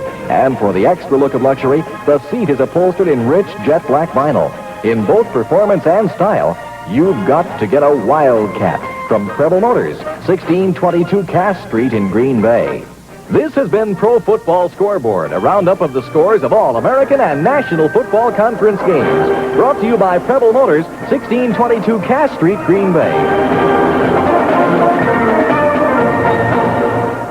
If you have masonry, the Wisconsin Protective Coating Corporation suggests you try Playside 500. Playside 500 is an exceptionally fine product for protecting and beautifying masonry work. It's manufactured in Green Bay, especially for stucco and masonry walls, and it's available directly from the factory at low factory-to-you prices. Colored Playside 500 is just $4.15 a gallon, or just $3.95 a gallon in 5-gallon cans. White Playside 500 is only $3.95 a gallon, or just $3.75 a gallon in 5-gallon cans. A companion paint, BT 510, is the perfect paint for basement walls.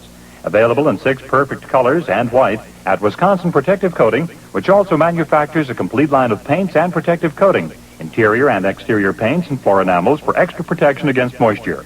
They're all made in Green Bay and sold throughout the United States. Stop in or write to the Wisconsin Protective Coating Company, 614 Elizabeth Street in Green Bay. For further information on Playside 500, BT 510, and all other paints and coatings.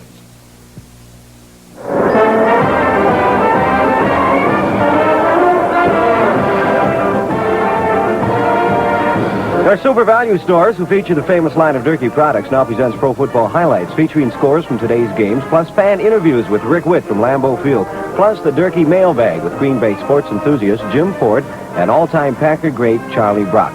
Now to Lambeau Field, where that final score of today's exciting game was the Green Bay Packers 20, the Chicago Bears 19, and here's Rick Witt. Okay, Walt, thank you very much. In the parking lot after the victory by the Packers in the final couple of seconds, there's a gentleman with a heavy, warm-looking coat on. What's your name, sir? Well, Kevin Casey is the name. I'm straight from Ireland, my first football game, and a great game it was. It's not like the soccer they play there. No, it's sure not. Oh, it's a beautiful game they had there. And winning, what they kicked the ball in the last second and won the game. I couldn't get over that. And you have to like the Green Bay Packers. It's coming from Ireland, right? Signing me hat they gave me. Okay. With the green, and I thank you very much. Thank you for talking with me. Here's some Durkee's coconut for you, and there's a money-saving coupon inside. I'll take that back to Dublin. It's even good in Ireland. I'll be darned. That's a great thing you got there, lad. Thank you very much. Here's the Durkee Spice chart for you. Okay. You're a UP fan from the Upper Peninsula, huh? Iron Mountain. What's your name? Mildred Sparpana. Mildred, how long you been following the Packers? Oh, we come to every game the last 5 years. Good yes. for you. I see you're dressed warm for a cold we one left today. the snowmobile home. Yeah, you might need it to get home if this keeps up. What'd you think of the Packers today? It was wonderful. Yeah. Do you think they can handle Minnesota? I sure hope so. We'll keep Star in there. Keep our fingers crossed for that. Yeah, one. that's right. All right, here's some Durkee's coconuts for you, and look for that money-saving coupon inside. Okay? Thank you. Jim, let's talk to this gentleman over here. What's your name, please? Pete Tinsley. Pete, where are you from? I'm from Florence, Wisconsin. What do you do over there? I'm football coach Florence High School. I'm an ex-Green Bay Packer football player. Good. How's your team do this year, Coach? Oh, not too good. It's a 1-7. Worst year I've had when I'm coaching for 23 years. Like the Dodger fans used to say, wait till next year. Huh? Right. Wait till Okay. next year. Now, what'd you think of your old former teammates or your old former team? I knew that these Packers would come back even in the last few minutes. They always will come back. They're the greatest team that ever been put on the field. And the slogan says the Pack will be back. They will. Okay, Coach, good. Thank you very much. Here's some Durkee's coconuts for you. I use Durkee's. Good for you. Okay. Now...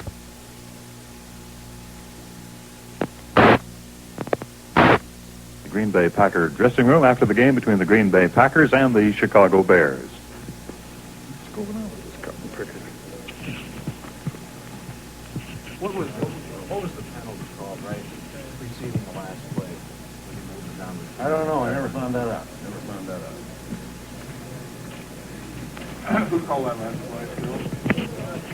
Well, we sent it.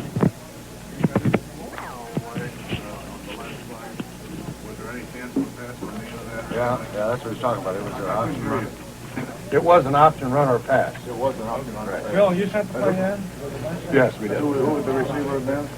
Hilton. Yeah, thank you. Was he open? I couldn't tell or not. I don't think so. I never saw him, but I just saw all the green grass. In front of Bart. Right. Is that the same play that Horn ran right last week? Down the flag? Yeah. Yes, it was. What did he tell you before the game? I mean, it was his decision whether he could play or not, or start? Yes. Well, we discussed it. It wasn't decided until just before the game? Correct. Immediately before, eh? Correct. Did he make his own decision, Phil? Or? Well, basically, yes, I'd say so. We actually made a decision, but it was his response to questions that made us able to make the decision. What kind of questions did you ask him? Well, just how it felt, how the arm felt, if he had the strength in the arm. How soon before the game? Beg your pardon? When you started Bart, how soon before? Did we ask him? Did we? Well, just before we went out. I'd say 5 minutes.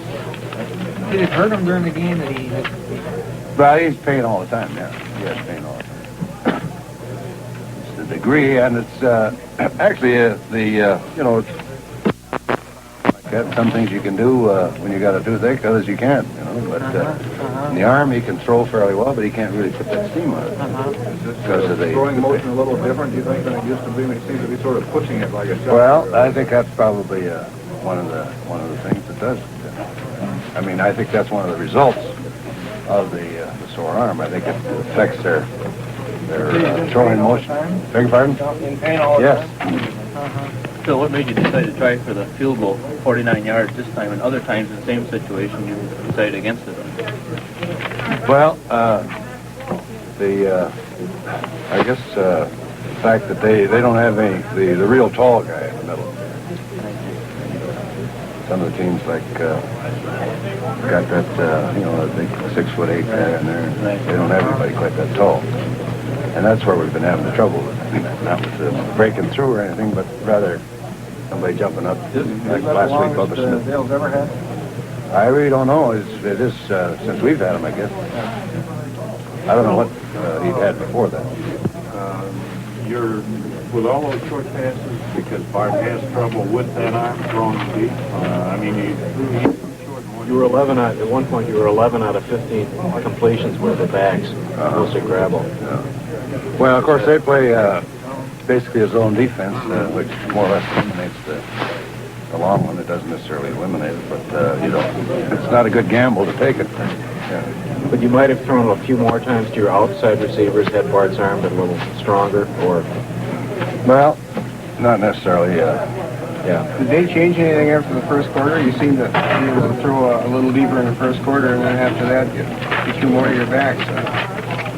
First quarter, I don't think they. I don't think they changed particularly. Did they have we that, probably should have stayed with that. Were they in that preventing any time on that last series where they go with? Yeah, several times.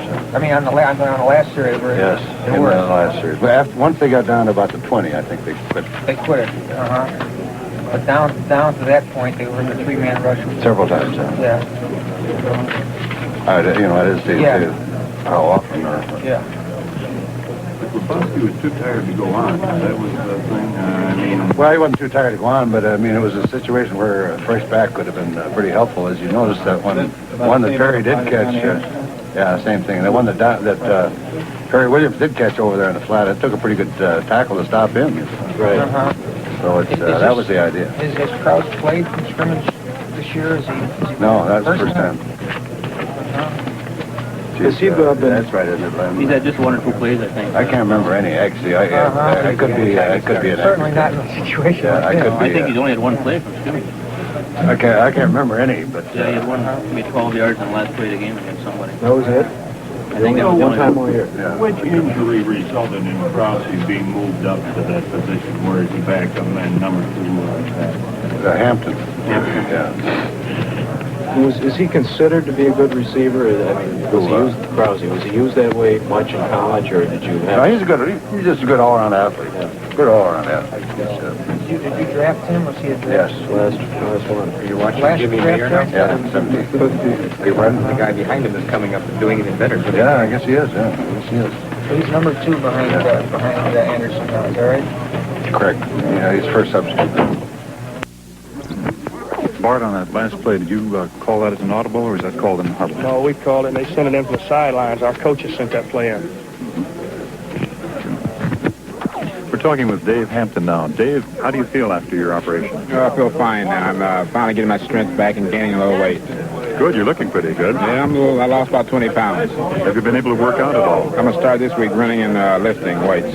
And is there any possibility of getting into any action before the season's over? The possibility is very good if things continue like they are now. Very good. And what did you think of the game itself today? It was a good game. I thought that last drive was just fantastic. I thought Bart was just a thing of beauty. Really, really cool. Just great. I was watching myself, and I said, somebody asked me, what would you do with the 7 seconds to go, the ball's on the 2. What kind of a play would you call? I said, I don't know. But looking at the Bears' defense, and they came out of the huddle, I said, they're looking for a short pass or a run up the middle. And then this roll out to the right that Bart called was just fantastic. It's beautiful. In shades of Dallas of a couple of years ago. Yes, it was. Good. Well, it's good to see you back in health again, Dave. Thank you. Right. Right now we're talking with Fuzzy Thurston. Fuzzy, what did you think of the game today? Tremendously impressed, and naturally it's the excitement of that type of game, and I think the Chicago Bear, the Green Bay Packer rivalry, always gives a bigger thrill to all our fans, and this is something that's going to do a lot for this team. As I talked to a lot of them, they said, it's been a long time since we've won one in the last minute and a half, and it's a great inspiration because now they know that they're never out of a ball game. Right, it was a minute and 40 to go, and they came all the way down the field and scored. Well, if we think about it, that the guy that took them down there has done it a few times before, and so any of the fans that left before haven't been around for the last 15 years, they better recognize the fact that 80 yards is a long ways in the first quarter and the second quarter, but it seems like there's 5 games or 5 quarters, the last 2 minutes, and we can look at the last many games in the last 3 weeks and see what this has done for the whole league. Mm-hmm. Excellent. Thank you very much. You bet. We're talking with Forrest Crick now. Forrest, how do you feel about the game today? Well, it's certainly a big victory for us. It was a game that looked like that we started off playing real well and got a 10-0 lead, and then things started going bad for us, and of course we got behind. And I think that last drive will do our ball club a lot of good because it was a great offensive drive. It was a drive when the chips were down. And I thought everybody blocked real well. I thought everybody ran well, and certainly Bart Starr deserves a lot of credit for the job that he did. What were your thoughts when you saw the teams lining up there with 7 seconds to go, the ball on the 2-yard line? Was the shades of Dallas going through your mind a little bit? Just a little bit. I knew what the play was, so I was ready for it, and I felt like it was a real good call, and at the end of the circumstances, that's about the only thing we could do. Thank you, Forrest. Thank you. Right now we're talking with Doug Hart. Doug, this is a tremendous ball game this afternoon. What are your impressions right now? Well, you're always happy to beat the Bears. I must say that the finish was dramatic and exciting, and of course we're very gratified with Bart's performance. And for my own sake, I would like to see him decided before the fourth quarter started. Oh yes. What did you feel when you saw the two teams lining up there, 7 seconds to go, the ball on the 2-yard line?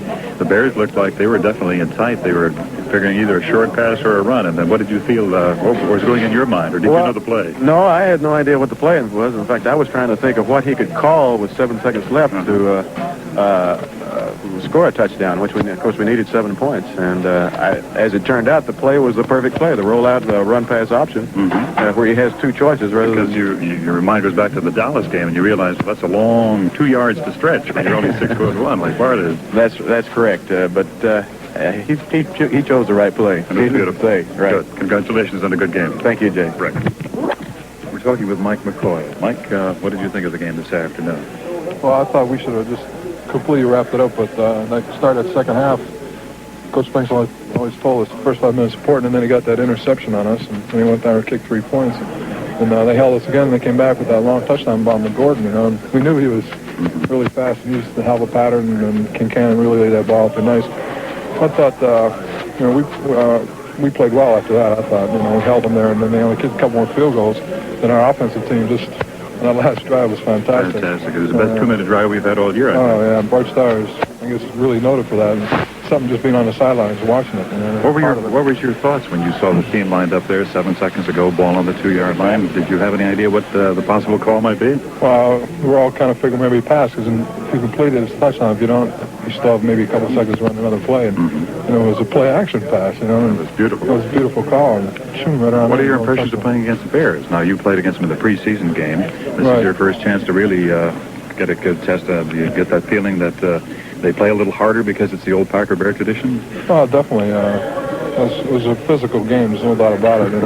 How did you come out? A couple bruises, minor contusions, nothing really great that'll keep me out. But there's some hard hitting. There's no doubt about it. It's always going to be a hard hitting game between those two, between us and the Bears. They try to intimidate you, really. A lot of talk and stuff. And they usually try to back it up too. And they got some good hitters, and we have to play one more time. Do you think this victory gives you a good mental lift for the rest of the season? Oh, definitely. You come out, it looked very glum there, and come out and beat them 2019 like that in the last 10 seconds. Just got to give us a lift. And plus, I think the Vikings were losing the last time I saw them. Oh, they won 24-20. Oh, did they win? They did pull it up. They pulled that out. Well, we have to play them yet next week. Knock them off, go to Detroit, and one can end up with a real good record. Maybe the second place team. Oh, very good. Nice talking to you, Mike. Thank you. Bye-bye. And there you have it. That's the story, my friends, from the Green Bay Packer locker dressing room today. As the final score, once again, the Green Bay Packers 20 and the Chicago Bears 19.